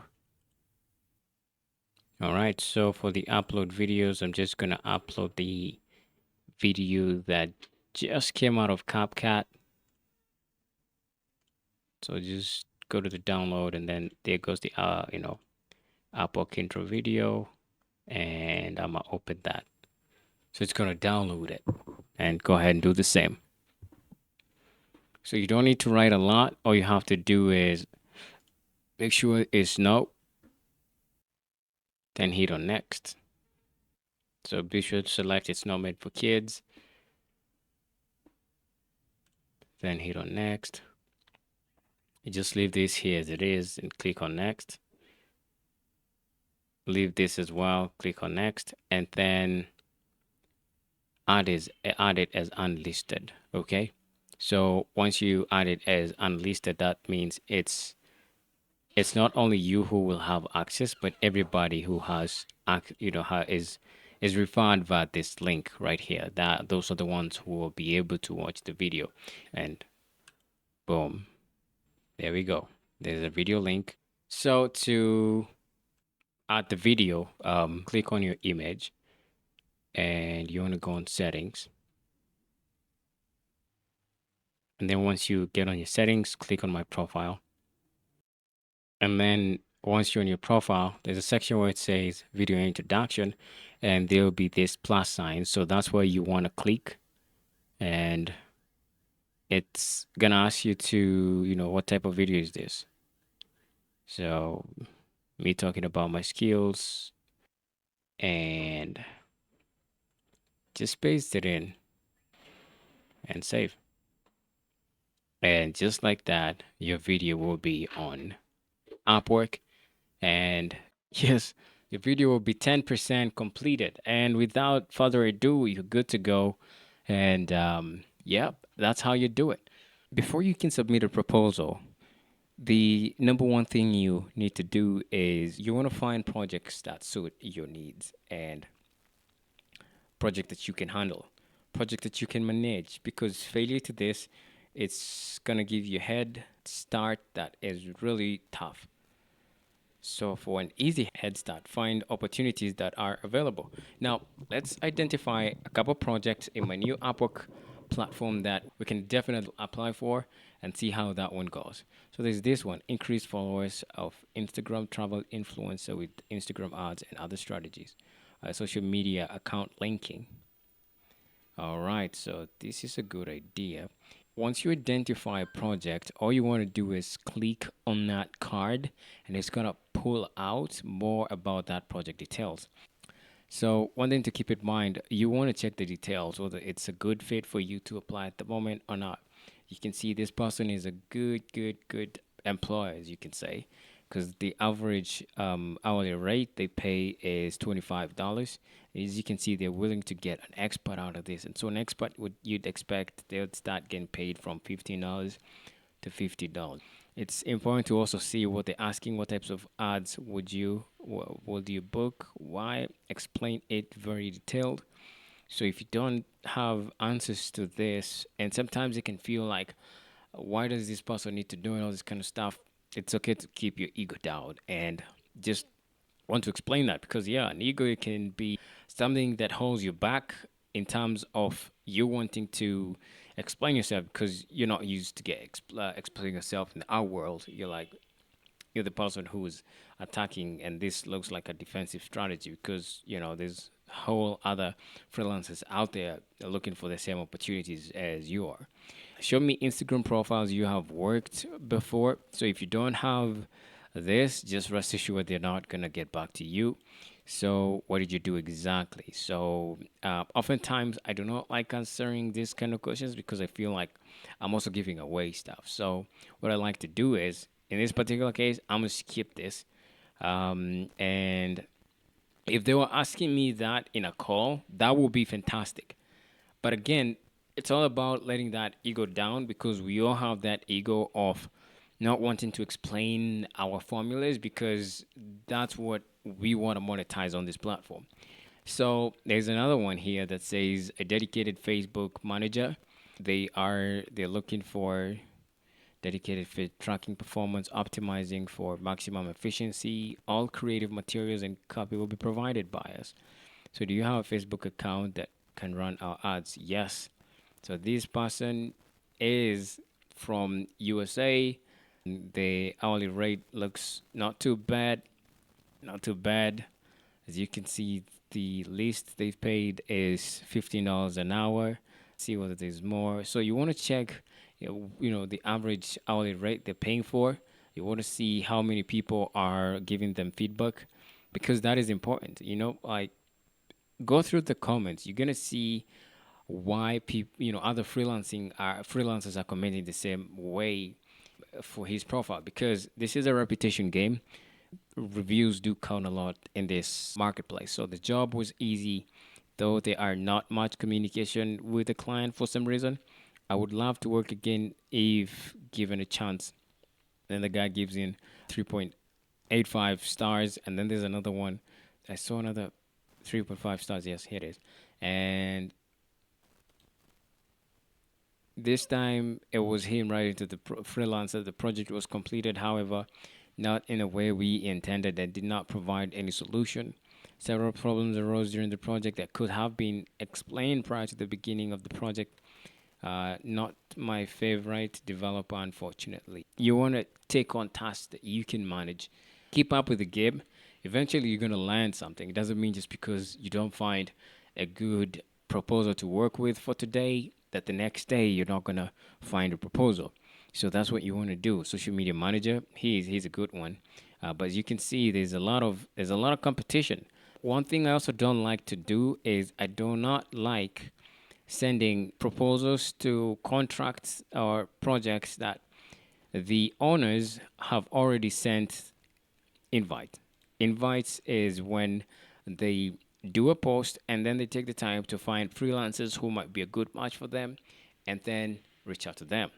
It's like that experience when somebody has a crush on somebody and then you're trying to be your significant other. It's not a good move. You want somebody who at least has a crush on you, because they're much likely to prioritize on the people that they send invites to their crushes. You're not going to be in a good position to be seen as you are. Also, too many proposals, 20 to 50, that's a lot of proposals. I do not want that. As you can see, this person is like $7 to $7 per hour. And as you can see, it's like $5 to $10 an hour. 3 hours intermediate. This is not nice. It's not a proposal I'll take on because of the pay and the proposals and the invites and all that kind of stuff. So there's another one here: social media marketing and content creating. Let's see what this is all about. And see the recency posted 1 hour ago. Looking, content should be pictures, short videos, outsourcing actors, writing scripts, writing content, short writing proposals. Hours to be determined, more than 6 months. Expert, this looks nice, but as you can see, they've sent 29 invites. Only 27 has been seen, and as you can see, they're only interviewing the people they invited. The other 10 and 15 who send their proposals, they might be, this person will prioritize on the 29 that he or she sent the invites to. So be on the lookout for this thing. So there's a fixed Facebook account, business page updated, $6. It's not nice. Organic Facebook marketing specialist, and that's not nice as well. Looking at proposals, how many proposals being sent.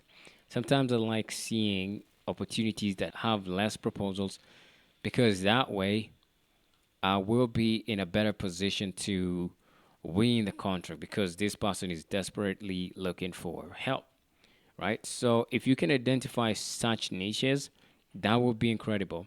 Less than 8 hours ago, Instagram, Facebook Reels. If I was a beginner, this looks bad because as you can see, it's $5. That's the fixed price. So I need someone who is an expert in Instagram Reels and Facebook. I just want you to guide me on these settings. I also want to see the viewers of Instagram Reels, which is shared on Facebook, how I can see it. I can see the engagement of the reel, which is posted on Instagram but shared on Facebook. So I want to see everything on Facebook. You see, this person doesn't quite necessarily know what they're talking about, but as you can see, they need some guidance on posting or monitoring the social media. This is not a bad idea if you know how to do it. Again, even if it's $5, the less the competition there is, the much more likely you are to get a contract. The much likely you're able to land this contract. So I will put this back because when I'm starting out, I'm willing to compromise for the budget and go for that review or going for that fast kill that the system needs to know that you taste blood and so it can give you and refer you to more fresh blood. 6 hours ago, social media manager, 15 to 10 proposals. It's not bad. 10 to 15 consultation call fee. Okay. There's a lot of people in here. All right. So here's another one. Social media bias for social media marketing agency. This one looks quite selective. All right, so as you can see, the new on Upwork, you'll be asked the following questions when submitting a proposal. What are your side hobbies out of work? Where are you located at? Describe your recent experience with similar project. Please list any certification related to this project. How do you use metrics to inform your strategies? Okay, the last two questions I have never been a fan of, mostly because I did not attend school or I do not like associating myself too much with certifications and everything. I like the thrill of getting the project because it's fun for me. And anyways, another thing to note is worldwide. Once the client says it's worldwide, you can go ahead and submit that proposal. Or when they say specifically to your country, so we're looking for a skilled, experienced social media buyer to join our social media marketing agency. The primary responsibilities for the buyer will be to purchase social media ads and manage the entire process from start to finish. This includes identifying target audiences, selecting the right platforms, mostly Instagram, Facebook, creating engaging and ad copy, and optimizing ad campaigns for maximum ROI. That's return on investment. The ideal candidate should have a strong understanding of social platforms and ad networks, as well as expertise in data analysis, performance, attention to detail, strong communication skills, and ability to work independently, and are essential for this role, right?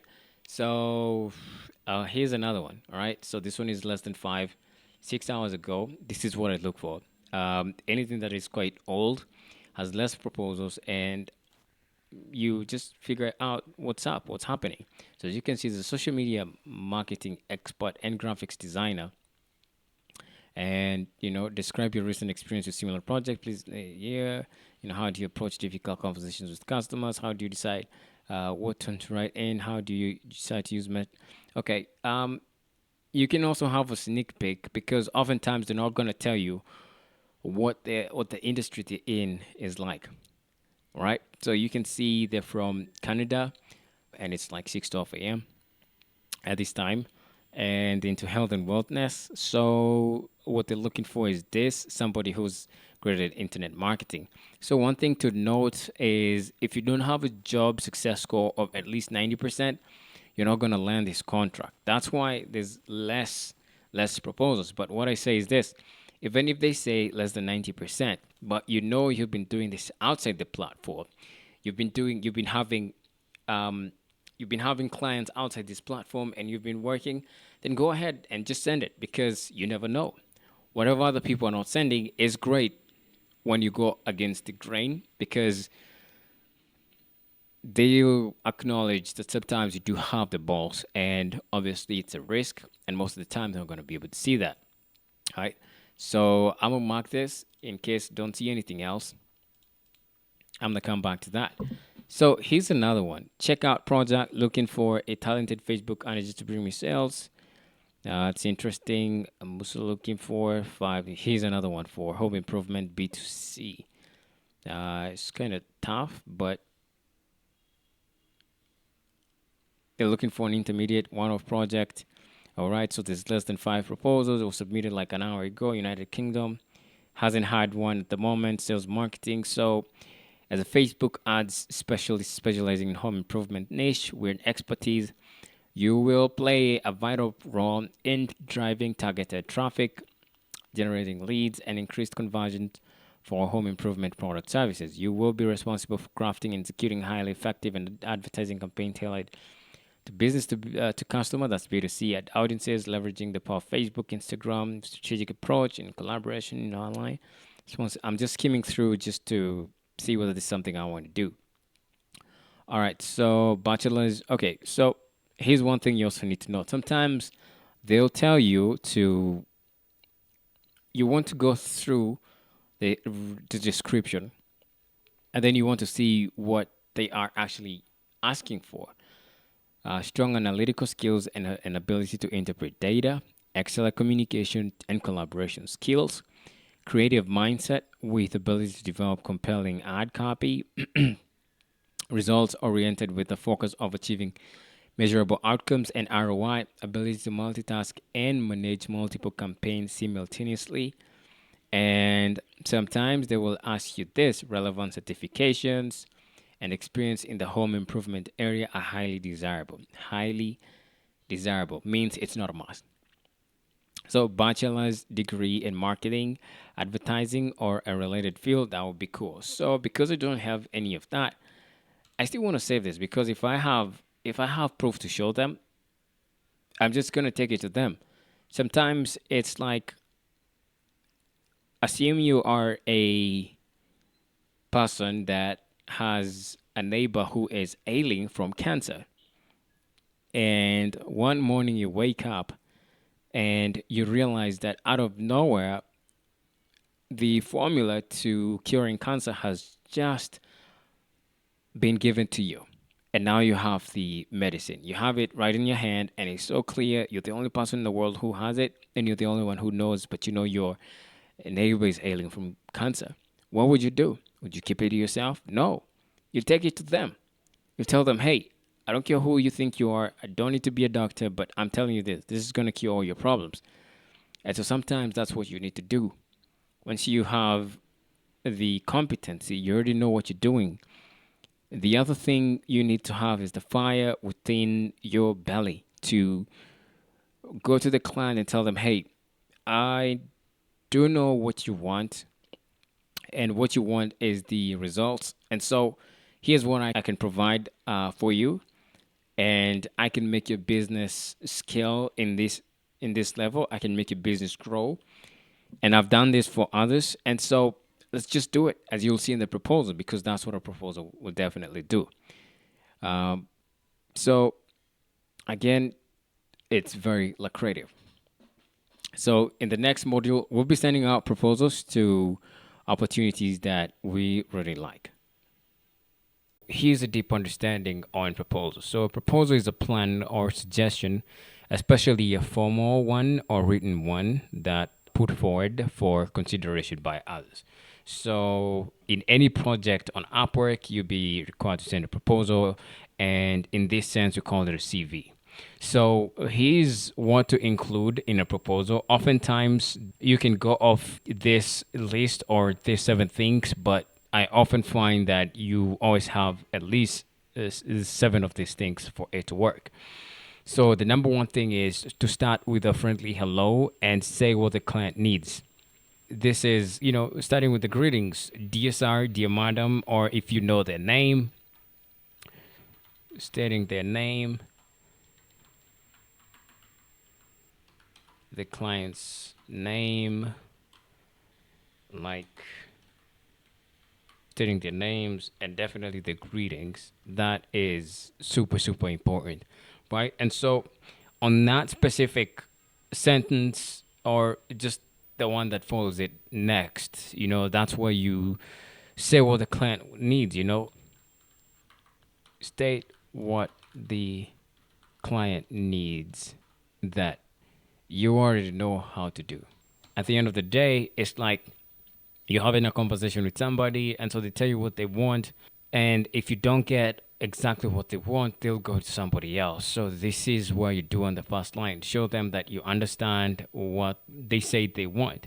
And so, once you do that, you can go ahead and tell them you can fix the problem and that you're ready to start. So, how do you do this? The way you do this is by stating your experience in the role that you're applying for. Right? A good example would be like I'm an coding specialist, if there's something like that, or graphics I'm a graphics designer with 5 years of experience, and and that's the most important thing, just state mostly your experience so that the person can understand that they're speaking with a professional, not just somebody who is not deep into their work. So and then this is how they know that you're ready to start, by just describing how you've worked with other people in the game. And so, explaining a short way about 2 to 3 sentences why you are a great fit for the job. So, once you explain that you are an experienced person, which is why they'll be like, okay, you've been in this field for 5 years, that's okay, you're ready to start. And so, now you need to support that statement, right? So, you've been in that field. In about 2 to 3 sentences, explain or expand why you're a great fit for the job. You can use bullet points to highlight the specifics of deliverables that you can achieve for the client. E.g., here's how I can help. And, step number one, I can create SVG, or, scalable vector graphics. I can create scalable vector graphics or that are unique to your project. Or even better is I've created, you can do this directly and you can also do it in an indirect fashion. It's like I've created unique SVGs, which is a scalable vector graphics for a company that you've worked for in the past. This is a real estate company, so it will be like housing real estate company, and then you expound on these points. This is something that you can do, but on this specific client, you don't have to do mostly indirect. What works more is direct tone, like example A, so that you can talk about how you'll do the project and give good service. So when you talk about how you'll do the project, is you maybe it's the product, the tools, the things that you use in your work to get the client to understand how you're a great fit for the project. Let's say I use incredible tools for my work, such as Adobe illustrations, yes, etc. So, once you state some of the best tools there is in the market, then you gain credibility into understanding that. And obviously, now that you've stated that, you want to use proof of work. So in section 5, include things like papers, examples of your work, or links to things that you've done before that show you can help with what they need. One thing is to keep in mind is this can also be done in the profile highlight in Upwork. In Upwork, because in Upwork, this is a new feature that is super helpful, and I've seen like increased conversions just because of this feature alone. because you can add a portfolio with you working on specific project, whether it's in the back end, just screenshot and just explaining some few details, and it's going to help the client see and understand that you truly know what you're talking about. So once you do that, tell the client to check out the proposal. You've included profile highlights of your work. And so once you do that, it's time to add a call to action. And call to action is something like feel free to drop some time in the chat to discuss more about your project, right? Another example would be something like feel free to let me know time that you're available to go over details. And just like that, you're good to go. All right. So, the number seven thing that you need to do that is quite optional is a sign off. A good example would be, e.g., regards, and then put your name.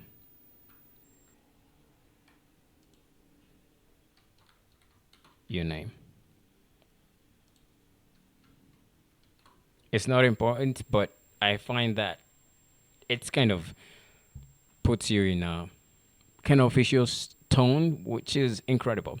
So now let's look at some examples of proposals.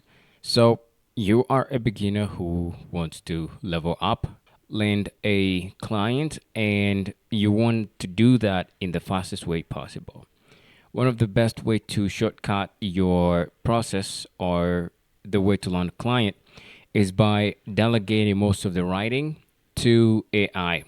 In this case, this is ChatGPT.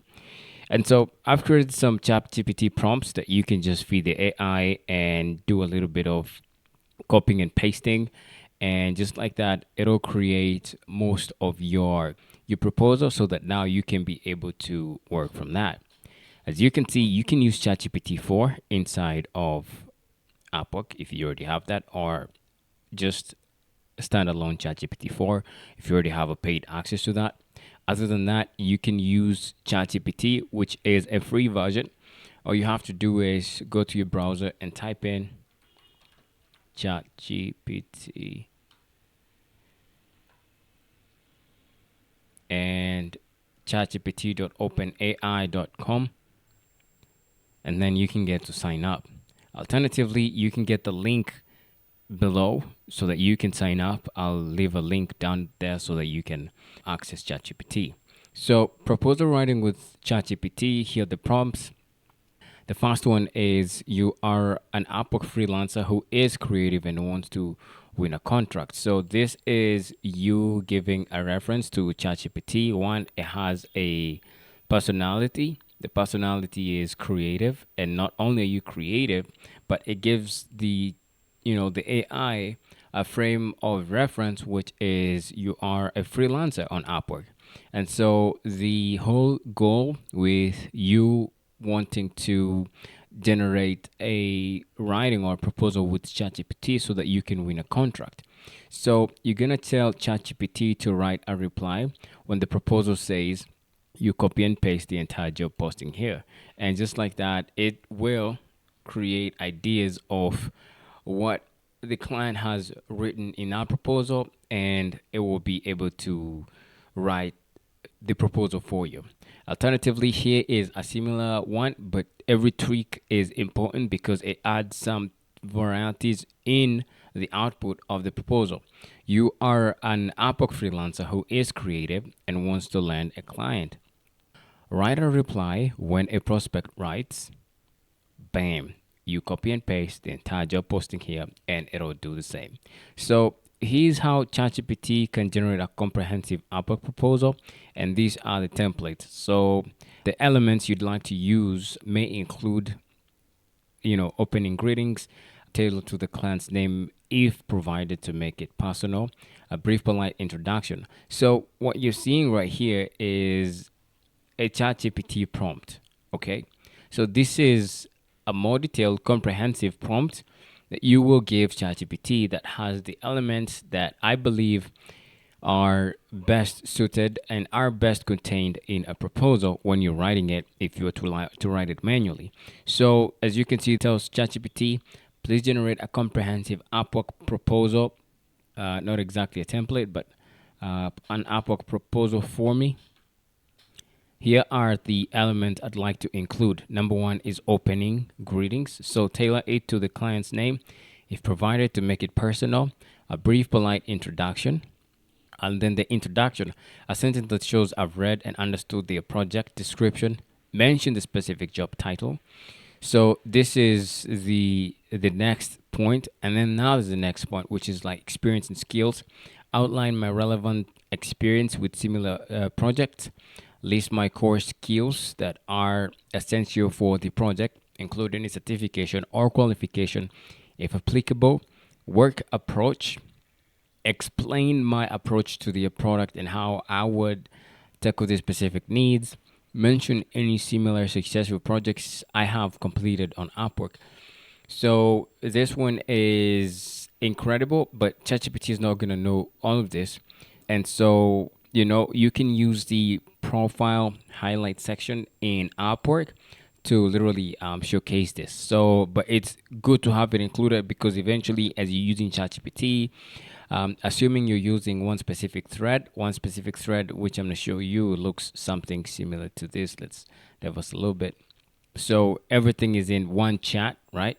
The chat has a thread. A good example would be like this. It will store your personality, your details, and so it'll be easier for it to reference and be better each time you're generating a proposal. So work approach, explain my approach. We've already done that. So that is the value proposition. Highlight what sets me apart from other freelancers. This is key. Explain how my unique skills would add value to their project.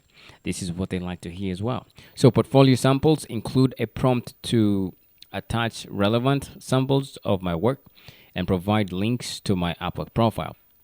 So again, you don't have to worry about this. You can also add this in the portfolio highlight, as you've seen in the previous videos where we have written proposals together and definitely attach portfolios in the portfolio highlight. And then there's the availability. Yeah, you want to state my availability or kickoff or discussion, indicate my willingness to work according to their time zone preferences. So this is optional, but it's okay to have it in there because the more you help them see and understand how well you're suited to work with them, the better. Is the closing remarks. Reiterate my enthusiasm for the project. You want to seem like a genuine person who is excited about the work. Nobody wants to work with a zombie. A zombie, in terms of, somebody's just there and just looking to get the money. No, somebody wants to look for a person who will be available for the money, and enthusiasm is part of that. So a call to action, encouraging them to reach out for further discussion, really important. So now there's questions, right? So include some specific questions that show I'm thinking critically about their project needs and requirements. And then there's now the signature.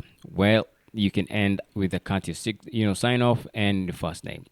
So, additionally, please use a polite, professional tone throughout. So this is defining the tone of voice and the personality, giving now life to the proposal, and make sure the proposal is easy to read with clear, concise language. Also, use paragraphs when creating the proposal for this job posting, and then boom, you copy and paste it here. So let's do an example of this. Okay, I'm copying this. This is the main prompt.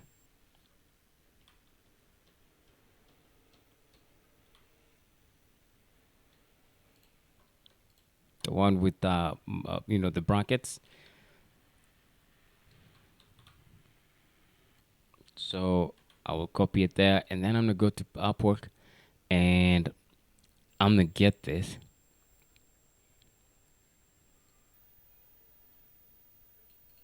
And what I'm gonna do is I'm gonna copy this. Then I'm gonna find the client's name. I'm gonna come over here, and I'm gonna copy that in there. Working with Mr. Michael. Michael. That was 2023. So I'm gonna copy Michael's name. Michael, yes, the second time. And let's see. This is how you get a client's name.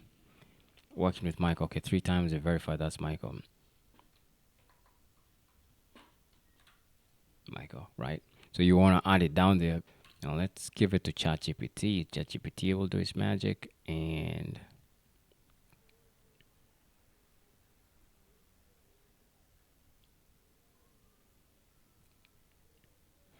now here we are. We have a proposal, right? So it's it's like it has written it in email format, but you can just go ahead and ignore the subject. So it's like, Dear Michael, really accurate. I hope this proposal finds you well.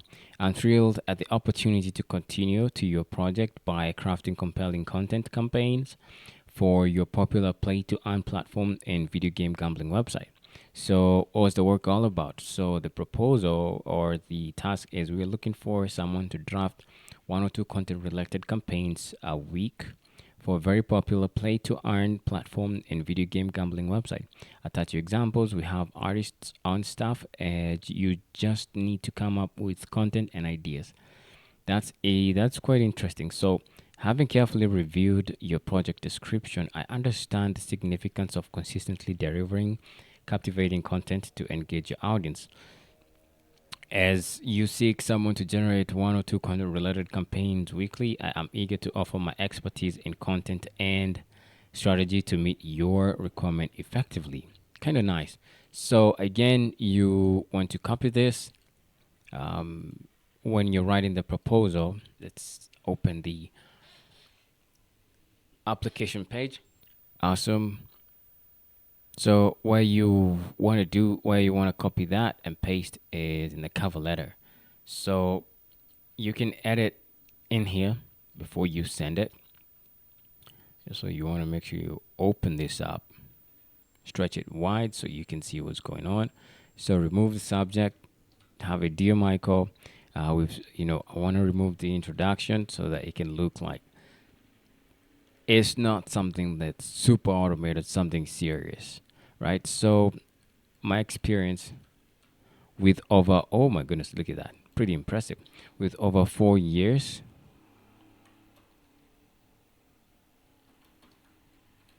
4 years of experience in content creation and digital marketing, I've successfully collaborated on projects similar to yours, delivering results that drive user engagement and increase brand visibility. My core skills in ideation, storytelling, and strategic planning align perfectly with the demands of your project. Additionally, I hold certifications in relevant fields, ensure a high standard of quality and professionalism in my work. So if you don't have certification, you can just go ahead and remove that.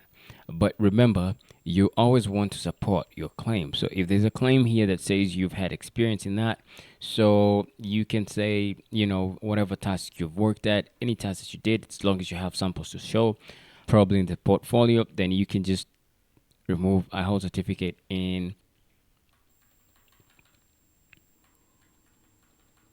You can just go ahead and remove that if you don't have anything to add, right? I can also remove all of this because now it's gonna be irrelevant. You want to make sure you tell the client to see the portfolio section.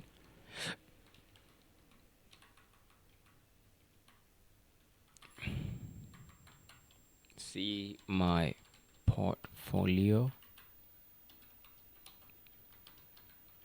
attached to this proposal.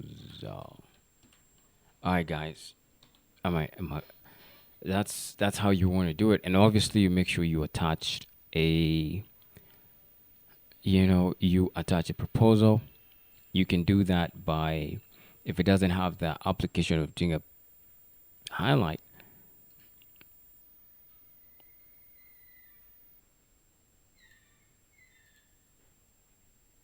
which now it has. Once you've scheduled the rates, you have the first three field, which is you tell the platform which freelance platform you want to I mean, you tell them which profile you want to use, terms, you set the schedule rate increase, and then it's going to show up. So you can just go ahead and add a portfolio. As you can see, you want to refer to the portfolio video to see how you can add the portfolio.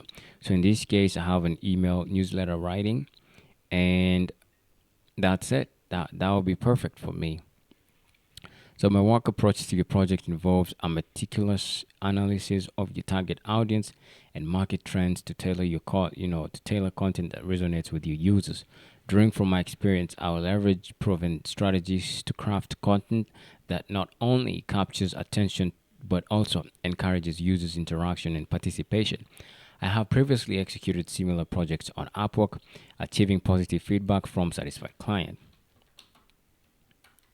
See similar work attached to this proposal. Again, remove the headline and make sure you repeat the same project with an Upwork project. So if you've completed any work before, you can just go ahead and write that. But assuming this is your first work and you don't have any, then you can go ahead and outline where you've done it before and screenshot it, add to your portfolio, and then use that as your portfolio. Again, tell them that you've touched it in the portfolio so they can go and check it out. So, the value proposition. What sets me apart is my commitment to deliver content that not only meets but exceeds your expectations. My unique blend of creativity and strategic thinking enables me to offer innovative solutions tailored to your specific needs. By entrusting me with your project, you can expect content not only engages with your audience but also contributes to the overall success of your platform, which is something I really like. So you can leave that there. Now, the portfolio samples, again, you don't have to include this. This is pretty optional, but I like what they're saying. I invite you to review samples of my previous work attached to this proposal, accessible through my Upwork portfolio. These examples demonstrate my versatility and ability to deliver impactful content across various niches and platforms. So that means, it doesn't have to be the specific niche that the client is looking for, because as you can see here, they're in the gambling base. So it could be niches from fitness, or you've done something like health and wellness. So literally, if you've done this before, also it could mean that you've written this outside the platform and you've just done it for yourself. Maybe you done it for a client. Maybe you did it for the work that you did. Just always have something to showcase. If you do not have something to showcase, then try to recreate that in that specific project. All right. So now let's talk about availability. Availability for kickoff meetings or discussion at your earliest convenience. So, furthermore, I am flexible and willing to accommodate your preferred schedule and time zone to ensure seamless communication and collaboration throughout the project duration. So, now let's talk about the closing remarks. Okay. So, thank you for considering my proposal for your campaign needs. I am genuinely enthusiastic about the opportunity to contribute to the success of your play to earn platform and video gaming website. Please feel free to reach out to me for any further discussion or clarifications. So there's the questions part. In order to better understand your project requirements, I have a few questions. Would you provide more insight into your target audience demographics and their preferences? Are there any specific themes or topics you would like content campaigns to focus on? How do you envision measuring the success of each campaign? Then signature. Looking forward to the personal collaboration. So you just remove that. And then there's warm regards, and then you insert your name, Alan M. So you don't have to include this questions part, because this is what you want to save when the person comes through the meeting. So you can just remove that and just go ahead and don't include the questions here. It's pretty optional. Although you can, because I've had tasks where I have done that.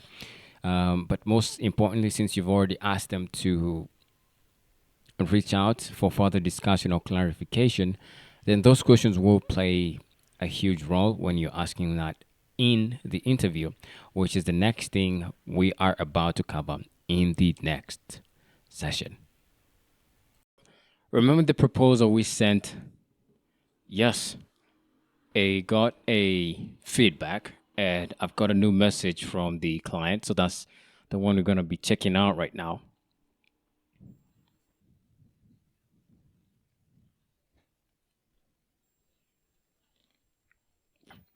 All right. So he's like, hey, Mr. M, have you developed any training course sites on Go High Level? If so, elaborate.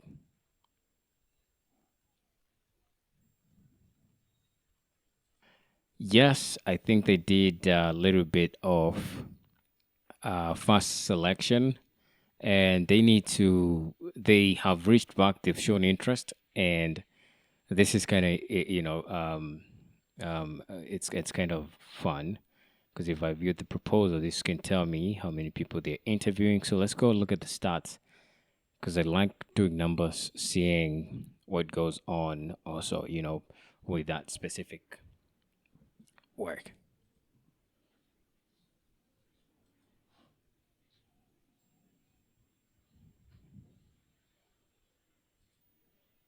Awesome. So my client, the potential client here is called Matt Bennett, and the cover letter that we sent in today was read and was very is looks interested, wants to learn more about what I've done. So as you can see, there's still less than 5 proposals, and then he's interviewing 4 people. So this will be among the 4 people. I have 3 other people that he's also interviewing, and so it kind of worked sending out the proposal, which was very cool. So the next step is figuring out which angle to deliver or to help him understand that I have built what he wants done. Right? It's like, hey, Mr. M, that's referring to me, my second name, definitely. Have you developed any training course sites on Go High Level? If so, elaborate. So I'm gonna tell him yes. I'll be like, and this is how you want to pick up this conversation as well. You want to start with hi Matt, and then pressing shift and enter because you don't want to send this. You want to make sure you create a new space, and by clicking enter, it's just gonna definitely send. So you want to say hi Matt. Thank you for reaching back. You want to say, you want to acknowledge that. And now address the situation. So, yes, I have developed a training course site on Go High Level. I have built a course on. All right, so I'm looking for the best words to say this, right? So I have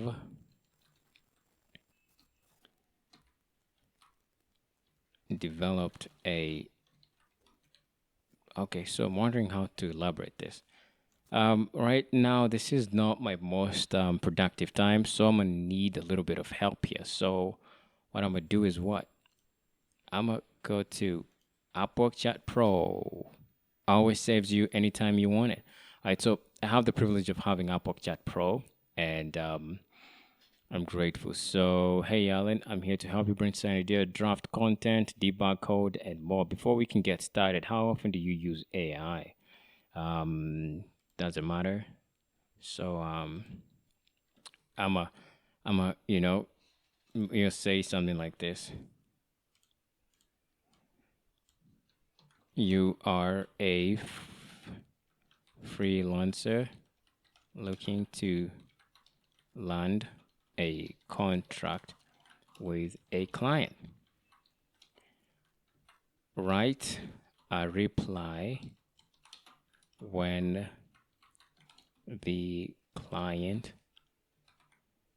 writes you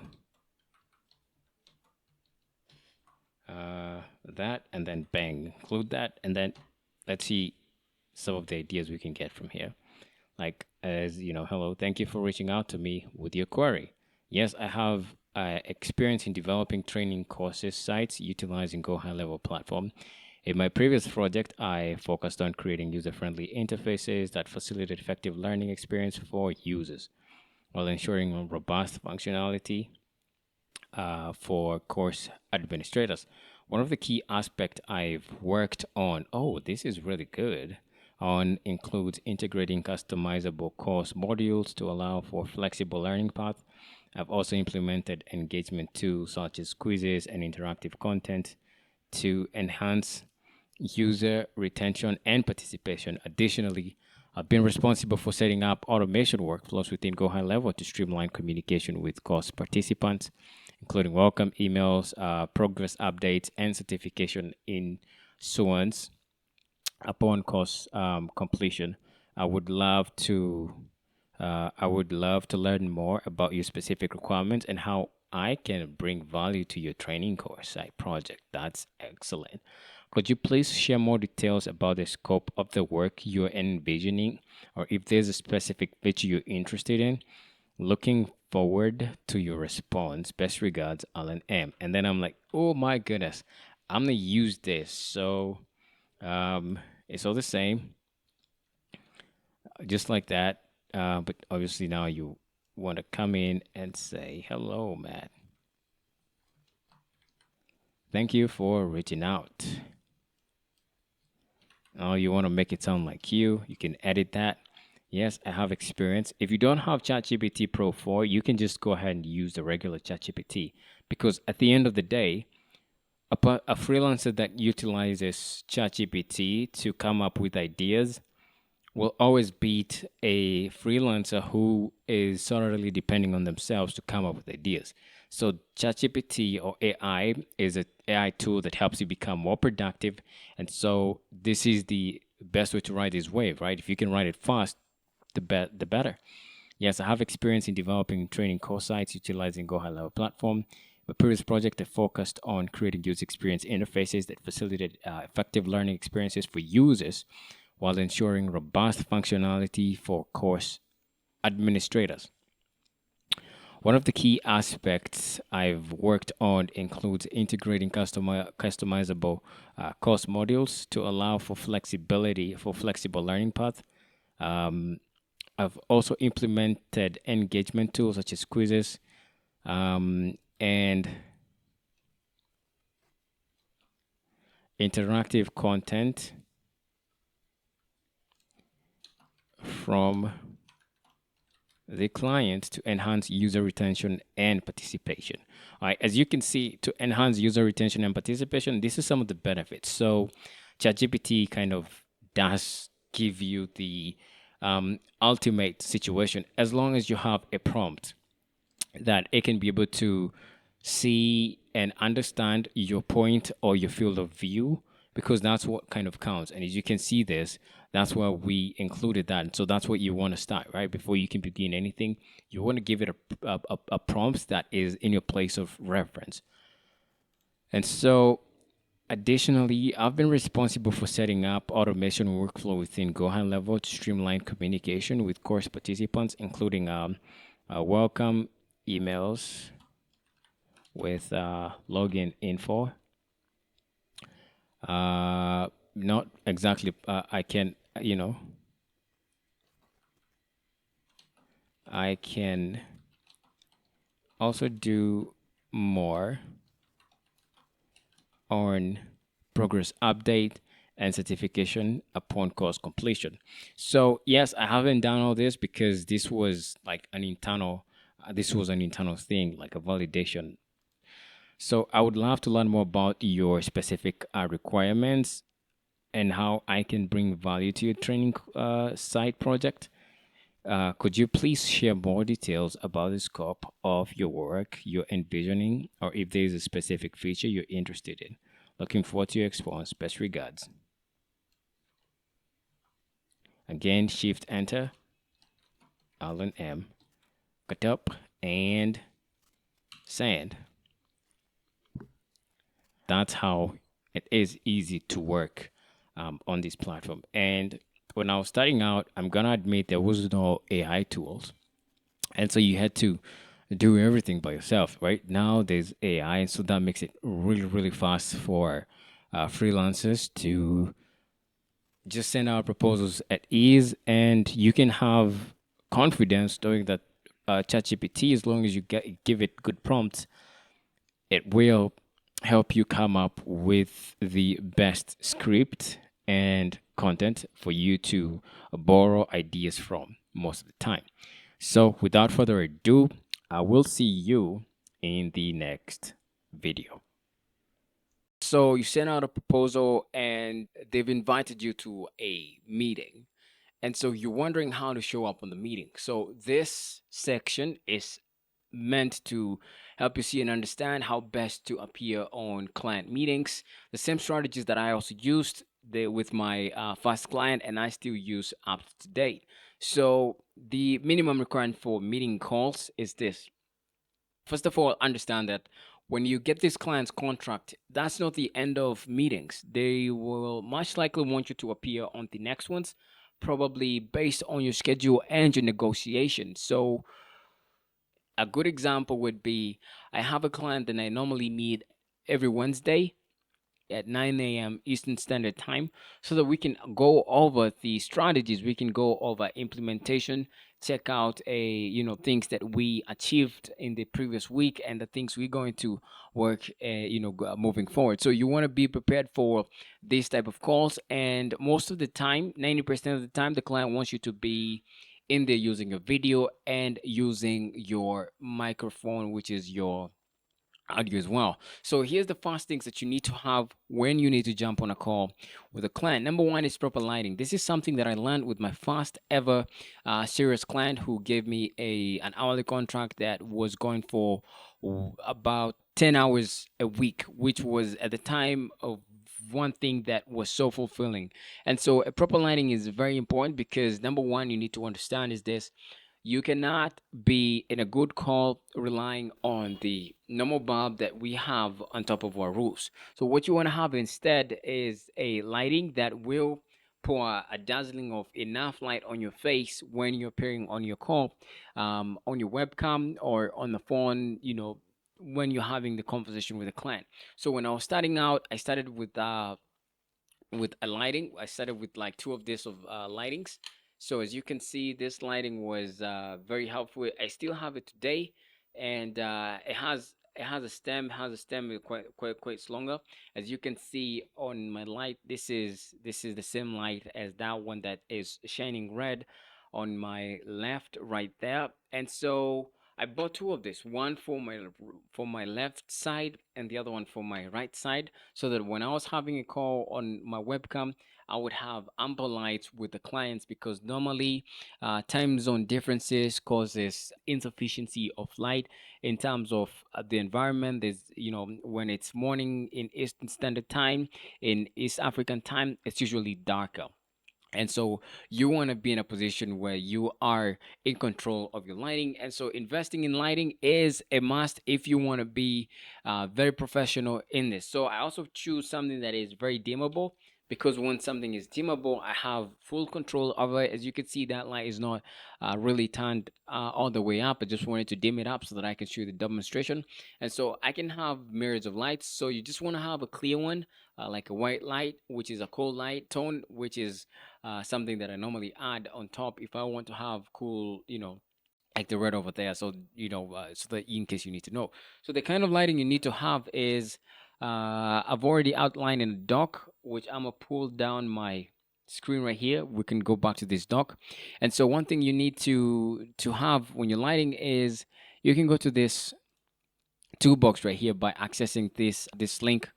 And so you can see the lighting that you can get on Jumia for very cheap, and that way you will be able to get some light. So let's give it some time for it to load. So here's an example of a ring light. This is a 10-inch selfie ring light with a tripod stand and cell phone holder. So this is very nice because the fact that it has a cell phone holder, that means when you're away, you can just take the selfie, the selfie ring light, and you can just have your phone to just enter into a call with it. And sometimes that's all it takes, because I do understand these emergencies, and I've been in a couple of those where I wasn't able to appear on a meeting using my laptop. So the next thing you want to have is you want to have a noise free background. No matter what, just aim to have a noise free background because you wouldn't want to be on a call with a friend and the call is so noisy. All you're hearing is about the background noise that's going on. There's a lot of music that goes on. You will get disconnected, and whatever was supposed to be communicated will be not delivered, right? If your background is quite kind of noisy, then you can also go ahead and get the noise cancellation headphones. And so these headphones do allow you to be in a little bit of a noisy environment, and so they'll be able to channel what you are saying and cancel the rest of the noise that's going on. So here's an example of a Logitech H111 stereo headset. It's something that I recommend, and I recommend this because it has a jack pin which you can connect directly to your device. And this pin is normally what's been used mostly by devices that we have. And so a laptop must have this in order to, they have this pin. So it's gonna last way longer compared to Bluetooth devices that you always need to charge, and those can fall out on you when you're having a client conversation. So you want to make sure you're in control of the audio device that you're using. So the thing that is mostly underrated in terms of working at home is how fast your internet connection is. Look, if your internet connection is unstable, that means when you want to multitask, it's gonna cut off on some things.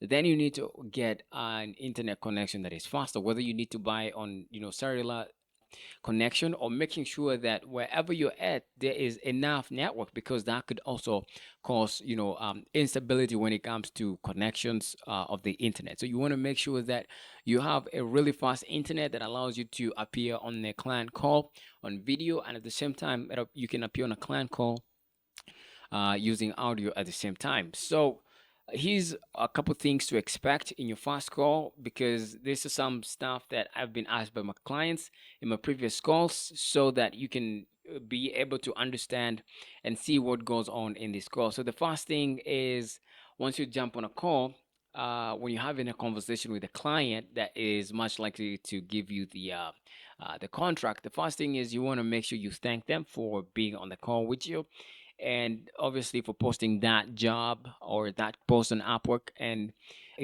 choosing you for this specific role. So introduction, you're gonna introduce yourself, who you are, what is your education level. What I mean by education level is, do you have a degree? Do you have anything that contributes to the success of this project in terms of your education level, what's known, and your learning background? That could be something that you've taught yourself that could also contribute to the success of this project, which is pretty important. So where do you reside?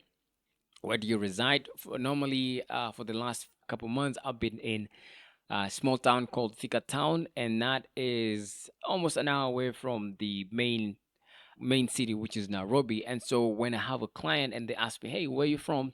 I normally tell them I live in a small town called Thika Town, and Thika Town is 48 minutes drive. It's a 48 minutes drive to the capital, which is Nairobi, and that way they'll be able to understand if they've never been in this country before. They want to ask you how fast your computer is, but this is optional, right? So if your computer is not fast, normally preference is a good computer that has enough space and is fast enough. You want to make sure that it's not lagging too much. If it's lagging too much, you want to do get a new computer, because hey, this is what it takes for you to be able to get more clients work, more clients work done. You know, in terms of productivity, you're gonna be much more productive with a fast computer than it is with a slow computer. But not to mean that you cannot start from a slow computer and then upgrade to a better computer. So during the negotiation period, these are the questions that you need to expect. Number one question you need to expect is how many hours in a week are you available to work? Maybe the client wants you to work 2 hours a day and they're willing to pay X amount of hours for every single one of those hours that you work. So you could be, they'll ask you how many hours you're available. So you can tell them depending on the client's work. I normally say, if I'm starting out and I have so many hours on my calendar, I normally say I'm willing to take whatever hours you're comfortable with, and so you are not putting them on under too much pressure and you're not putting yourself under too much pressure. So also, if you are in a 9 to 5 and you're doing this so that you can now transition into this, you can start with saying, I'm available for 2 hours a day, and with those 2 hours a day, it's for you to experiment, see how best this contract goes, and now you can be able to move from there when you're ready. You can always come back, communicate with the client that, hey, I'm available for more hours and I'm available to do more hours. If you've been liking what we've been doing together, sure, do upgrade the hours. So the next question they will ask you is, can you be available to work during Eastern Standard Time? In that is in the time zone, the hours of operation. So first of all, understand that what you're doing right here is you're helping companies overseas achieve some tasks. Sometimes you might be in a position where that requires you to literally work in their own time zone, or when you're having meetings, you can schedule something that they want you to be present in their own time, and so you would want to make that sacrifice. Sometimes I've worked at night and I can't complain because during the in some of the mornings, that's when I compensate for my sleep, and so you want to get at least good enough rest, 8 to 9 hours. That's how much I find really friendly in terms of sleep. So you want to make sure that you are preparing yourself in a way that doesn't affect the client's time zone, and so you're gonna be available for that. So that is nice when you're in a 9 to 5, and you can be able to work after you come from your work. So that way you can be able to slowly transition from your work into working from home. You just take 2 hours, you see how those one goes. If you're getting paid well and you need to keep that client, then you can go ahead and negotiate more hours. If the client wants to keep you those specific hours, then you can go ahead and get other contract and slowly transition from your 9 to 5 to working from home. So, what is your long term goal? That's another question they'll ask you. What I found is clients do ask this because who wants to work with somebody who doesn't have long term goals, right? So, whether you want to go back to school, give me a second, let me take a sip. Whether you want to go back to school, whether you want to go to college and upgrade your education, this is crucial. Whether you want to take your kids to the best schools there is, or you want to save up for the next project, this is really key. So, I mean, be honest, be open, and you don't have to tell them everything, but at least tell them something that's going to make sense. So, what is your aim or motivation and ambition? You can say that your aim, motivation, is ambition is the same as a goal. You want to be working with them. For example, maybe you bought a course recently, or you went to a boot camp, or you went to a seminar, and that seminar catapulted you in a direction that you're willing to put everything. So you can say that you've upgraded your skills, or you're upgrading your skills, and as a result you'll be bringing something new to the table. In that regard, it's a win-win because you'll be growing from your base, which is where the client met you, to something else that is very much likely be appealing for the client as they move along in time with working with you. So what other things qualify you for the project that you didn't mention in the proposal? Well, this is where you're gonna have one of these questions, which is kind of hard. So one thing that can qualify you, I normally say, is I'm very passionate about my niche. If I do like what I see in the description that you posted, and it's not in my line of my field of work, I'm not gonna choose it. I choose this specific one. I choose to send a CV because this is what I really want to do and I'm passionate about, and I've invested myself and every resource that I've got into doing this. Also, if you've also included in a course, you can go ahead and mention it here and tell them something in the lines of, hey, I've invested myself in a course, and so this will also increase my skills, and that will give me better output when it comes to your work, and it is going to be a win-win as well when it comes to this. So one thing they'll also ask you is, have you used any collaboration tools? Collaboration tools to communicate, and those tools are tools such as Skype, Slack, or sometimes even WhatsApp. So for Skype is really straightforward. It's an app you can find on Microsoft Store, any other store. You can download it from the web. I'll include it in the toolbox section. And so Skype looks in the form of this. This is one of my Skype communications channel. And as you can see, I already have a message right there that came in a couple few hours ago. So I'll be handling this as soon as I jump off from this. So this is where I normally do my client. I normally communicate with some of my clients. Other communications channels that I use are Slack. So Slack looks something in the lines of this. As you can see, last night I had a client communication. I did something communicated for like 5 minutes. So we jump on a huddle. And so this is also something that enables us to communicate.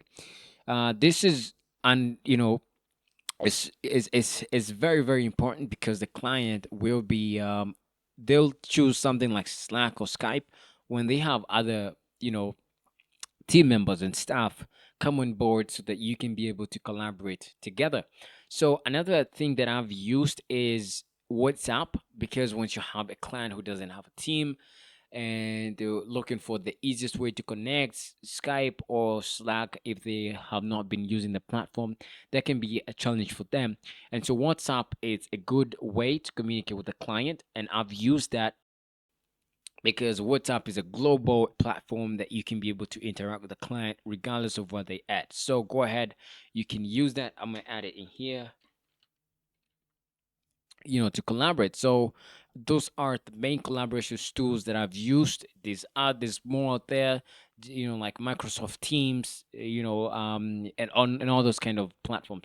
So another question that you will find, especially if you were dealing with a company that is using Teams, is, can you use project management tools such as Asana, ClickUp, Trello, Monday, etc.? So these are project management tools that enable you to tick, or you know do part of what you're assigned in your role, and also be able to pass over what needs to be taken care of by the next person in the company. So an example would be Asana. This is one that I have right now that I've used for the client. As you can see, there's a lot of things going on in here. This is the Asana dashboard, and what every project management tool mostly has is a board, a project board or a task board. So a task board means something like this. You can be able to drag a project or a task to where they need to be, and if it's that specific task, you can be able to select like you've completed it or not. I'm gonna select this, all right, because it's literally client work that I'm showing you through. All right, so you can use this, and now you can take it to the next person who is able to handle it from there. And also, it makes it very easy to not get confused when you're handling multiple tasks within the same organization, or multiple things that you are assigned to. So, Asana, ClickUp, Trello, this is something that the client's gonna ask you. If you haven't used any of this, just tell them you have basic knowledge and you are ready to adapt, and that's not a huge issue for you, because again, it's usually a bonus if you do know that. So, another important question that they will ask you, or you need to expect during this negotiation process, and this is the biggest of them all, is your rate. What is your rate? All right, so your rate, this is a sensitive question because again, your clients wants to find the best deal there is on this platform, and you want to get the best rate there is on this platform from your client as well. So your rate is what dictate who you'll be in the next couple few months, or who you'll not, what you'll be able you'll be capable of doing. So I normally classify my rate as this: how much money can I use to sustain myself in the current environment that I'm in, my current lifestyle, and I can be able to keep that money, and at the same time, I can be able to give away, right? Whether you want to give away in terms of 10%, your religion, tithing, give it to the community, you want to make that included. So with your current lifestyle, you want to make sure you understand how much, on average, how much money is needed to live or to survive, to have basic amenities in your country. And for me, I did the math. It was around $500, $600 in my country, and that means the average pay rate at the country at the time, and is still 40, around less than $500. So that put me in a situation where I had money to upkeep me, and obviously you don't need to upgrade your lifestyle too much, especially when you're starting out. All you need is enough money to sustain, to pay rent, to pay for your food, for clothing, for water, for shelter, for your transportation, for Wi-Fi, and also be able to keep money. Now, you also need to, prepare for keeping money that will be able to sustain you for the next 6 to a year, 6 months to 1 year. That way, because you're a solopreneur, understand this. Being a freelancer is being a solopreneur, and so that means you don't have full control of the market. Sometimes the market's gonna be high. You're gonna have so much time that you're gonna be saying no to work, to more tasks, and sometimes it's gonna be, it's gonna be high lows where you just have a few clients, and so those clients take you through the sustain the sustaining phases, sustaining your lifestyle, but it's not nothing too crazy out of the ordinary as you'd expect sometimes.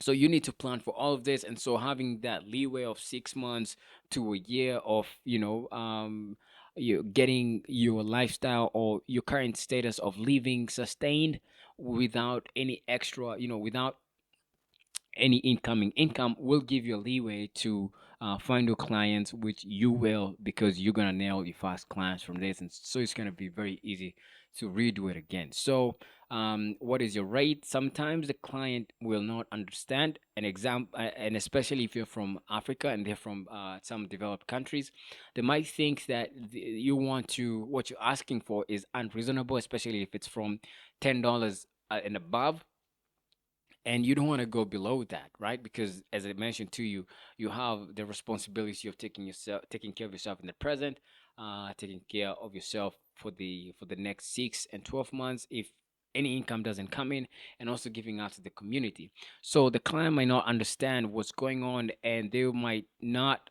they'd want you to justify, they might not tell you directly, but they want you to justify why you are asking that amount of money. And so for me, what I did was I told them that it's not, I live in a town, and this town, it costs things to live a normal life. I mean, to live the way, to live in here. It costs money to live where I live. And so, I told them that you want me to show up, I have to make sure that my Wi-Fi is paid. I have the best Wi-Fi paid. I also want to make sure that I have my electricity bills paid, and I also want to make sure that I'm also getting some courses that are getting paid, which is, I'm not going to ask you to pay for my courses, but I'm going to be investing myself, whether that is buying books or buying courses the same way you've done right now, which I really recommend you to do.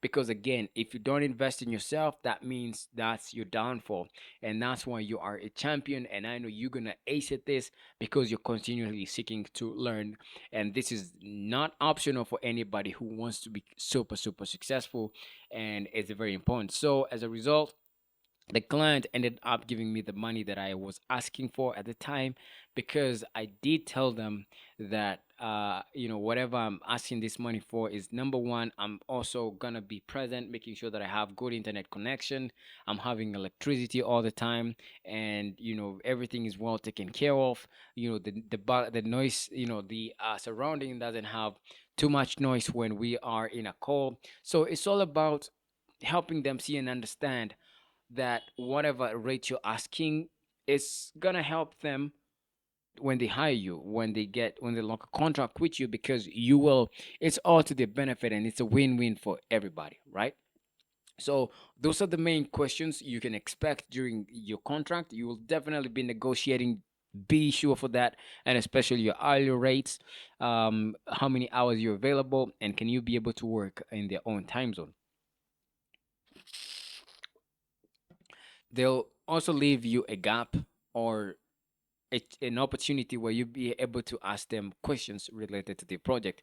So by you studying the project, knowing that this is the kind of project there is, this is what I can be able to provide, then you'll have questions to ask. For example, who will be my main point of contact when when I need to submit this to that, or what if I decide to work on a weekend because, hey, I want to do this because, as I told you, this work means it means a lot to you as it is to me. Are you comfortable with that? Just, you are a solopreneur. You're setting your own terms, so this is your opportunity to ask any question that crosses your mind that is also worthwhile. So those are the main things you can expect when you're in a call with a client. And if you do those things, you are well set up, and you are in the top 1% of people who are ready to win when it comes to Upwork. In fact, if I had this information, I wouldn't have struggled for like 2 years trying to do things the hard way, trying to set up everything up on my own, because this is the surefire way to get that time cut by less than a month. All right. Because I know if you follow this, you will succeed. And I've followed this. And this is the same routine that I normally use when I am going out to fetch a new client. So without further ado, I'll see you in the next session where I show you the next step once you've locked down the contract and you're ready to move on and start getting paid. Once you have a time tracker downloaded on your PC and you have already secured a contract, an hourly contract with a client, what you need to understand is a time tracker is not going to track time unless you click on the contract that you have a time tracker activated on, and you have agreed with your client that you'll be tracking time that you work specific hours during the day. So a good example where, when I'm working for this specific client and I have everything opened up and I need now to start working, you have to toggle this on, and it's going to be online, and there will be a message that says time tracker is turned on, and usually appears on the right side of your screen. And so within a duration, let's say a 10-minute window, it's going to regularly take screenshots, and it'll record your mouse movements and your keyboard movements that will tell the client how active you've been on these specific contracts. So the time tracker normally tells how productive you are, right? How many activities you've had in 10 minutes spam. And that is useful when the client is going through it. And that is a way that they can track time. And they'll let you be independent, knowing that you will be supervised by this time tracker. So be sure to toggle this up every single time you're working. If you worked on a contract and you logged in the wrong time. So what you can do instead is go to your Upwork timesheet, and in your Upwork timesheet, you click on the images, and then the image will prompt you to go to a work diary of that specific contract. So in the work contract, you'll see this timesheet being tracked, and so you can remove for that day the time that you logged into the platform, and you can go ahead and remove that, right? So it's tracked in 10 minutes. And as you can see, the first frame of 10 minutes, I was I was active 7 minutes of the time, and this other minute I was active 9 minutes of 10 minutes, and I was also active 1 minute of 10 minutes. A different case because there was a lot of going back and forth, but I got the work done. So sometimes, depending on the nature of your work, everything's going to be logged out here. So if be honest, be truthful. At the end of the day, you want to be a person who gives out value, and integrity is part of that. And you cannot want to shortcut by logging in bad time for a bad client so that you can get ahead. I understand we all have that selfish need or that greedy need in some, or you might be tempted to do it like I have, but I normally don't want to do that. And that's because I prefer doing things the right way. And the right way, no matter how fast, they're always the best way. So you can also select for the day that you want on the screenshot. Let's say a different day you logged in, different time for a back client, so you can use that, and you can see all the time that is tracked on the work diary. And so you can go ahead and select the wrong time that you put in for that other client, and then go ahead and remove that. If you find yourself that you have either number one, you have forgotten to log in the time that you started working on Upwork, or you have literally time tracked for a different contract, and the contract that you wanted to track for, you want to still get paid, what you can do is you can request a manual time tracker from your Upwork dashboard. So here's how to request a manual time tracker on Upwork. All you have to do is go to deliver work, and you hover on that, and then you'll see hourly work diary, and you can go ahead and click on that, and it'll take you to your work diary. So once you get to your work diary, you can select on the client that you'd like to request a manual time input from. And to do that, once you have selected the client, then you can select the date, whichever date you want, and then you can go ahead and request manual time tracker. So you have to be wary of the time. Sometimes you might be using UTC, but you want to use your time zone so that it can be easy to match on the time that you need to input manually. And go ahead and request time tracker from your client. And once you do, it's going to take you to a different page. You want to let your client know what you're doing offline and why it's important for their project, and they will be more likely to approve your request. Post everything from screenshots, links, or resources of the work that you did offline for the client to activate the manual time tracker, and that way you'll be notified in the message section or the notification section of your profile on Upwork. In your Upwork journey, it'll come a time when you are invited for gigs on Upwork. And here's an example of it. Found this in my email, and we have to go through this. So it's an invitation to interview for skill affiliate marketing strategist and researcher. And as you can see, the email will be dropped looking something like this. So all you have to do is click on any link in here except the decline. Mostly, I want to learn more about this proposal. So you will want to go on Upwork and definitely log in. As you can see, the notification is also on the bell icon. You just click on that, and then if you click on this, it'll take you to the, you know, interviewing or invitations page. So all you have to do is you want to go through the proposal and see what the client wants. First of all, they've been on the platform for quite a while. They have 14 reviews, 4.41. That's not too bad. So you want to go ahead and go through this. So I'm going to go ahead and go through this. One eternity later. So with that in mind, I see the client is already interviewing 4 people, and that's quite interesting because the proposal has about 5 to 10 people. So if they sent in a proposal, I mean an invite, then I just want to go ahead and accept interview,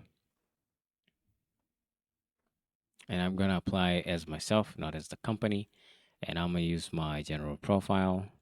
And obviously now this is not gonna matter because they said within the proposal they say that they would like to pay on a project basis. That's very different from an hourly rate. So this will be different from the previous one. So the this select the frequency of increase. I'm gonna do that to never, and then I'll have to come over here and write my cover letter. But before that, I wanna add a portfolio project, and I'll do this. I'll select that, highlight, select that, and I'll select that, right? Add to highlights.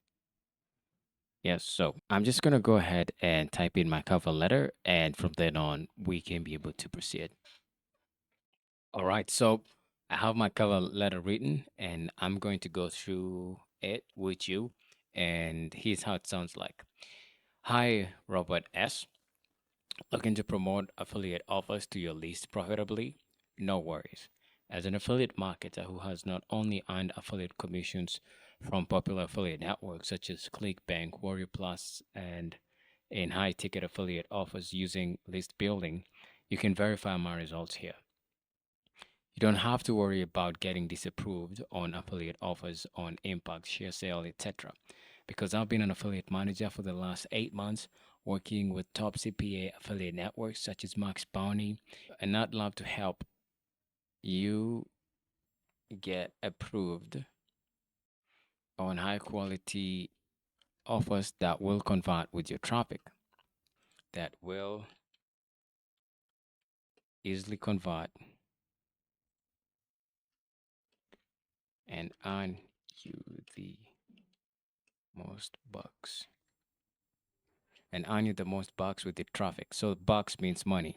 Also, you don't have to worry about promotion materials such as email copy, email deliverability, best practices. Rest assured that I live, breathe, and sleep internet marketing in every shape and form so that your audience at least will think highly and convert into, will think of you highly and maximize those conversions into paid commissions. So feel free to join me on a 10-minute introduction call where you'll see and understand what I can do to help you win affiliate commissions. All right. So that is my cover letter.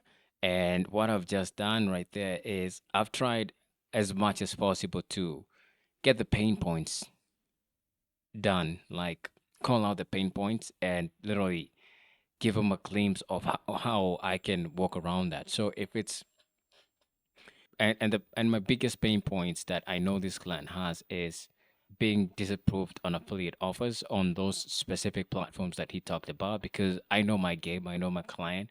I've been on this game as well. So another one is about promotion materials, email copy, email deliverability, so that they can maximize the profit they got. So once I have those answered, and I have my copy literally polished, then I can go ahead and submit my proposal because I have now everything input, and now I can submit the proposal. So your niche doesn't have to be this exactly, but be sure to um, think through it. The pain points that your clients are going through, call them out. As I mentioned, always look for a way to complement the offer or the client's wants and needs on the first line. And then if you can throw in a case study in between the middle, that would be awesome. As you can see, I did call them their pain points that might be, that might be linked to the desired results. They might not feel like they're credible enough. That's why they need somebody who has been in this game And so I give them the pain point, and then I give them a case study to help them see and understand how I can help them in that specific, pain point. And as if you can list as many as you can, the more chances you have at converting your Upwork proposal. So there we go. I look forward to seeing the response from this specific client.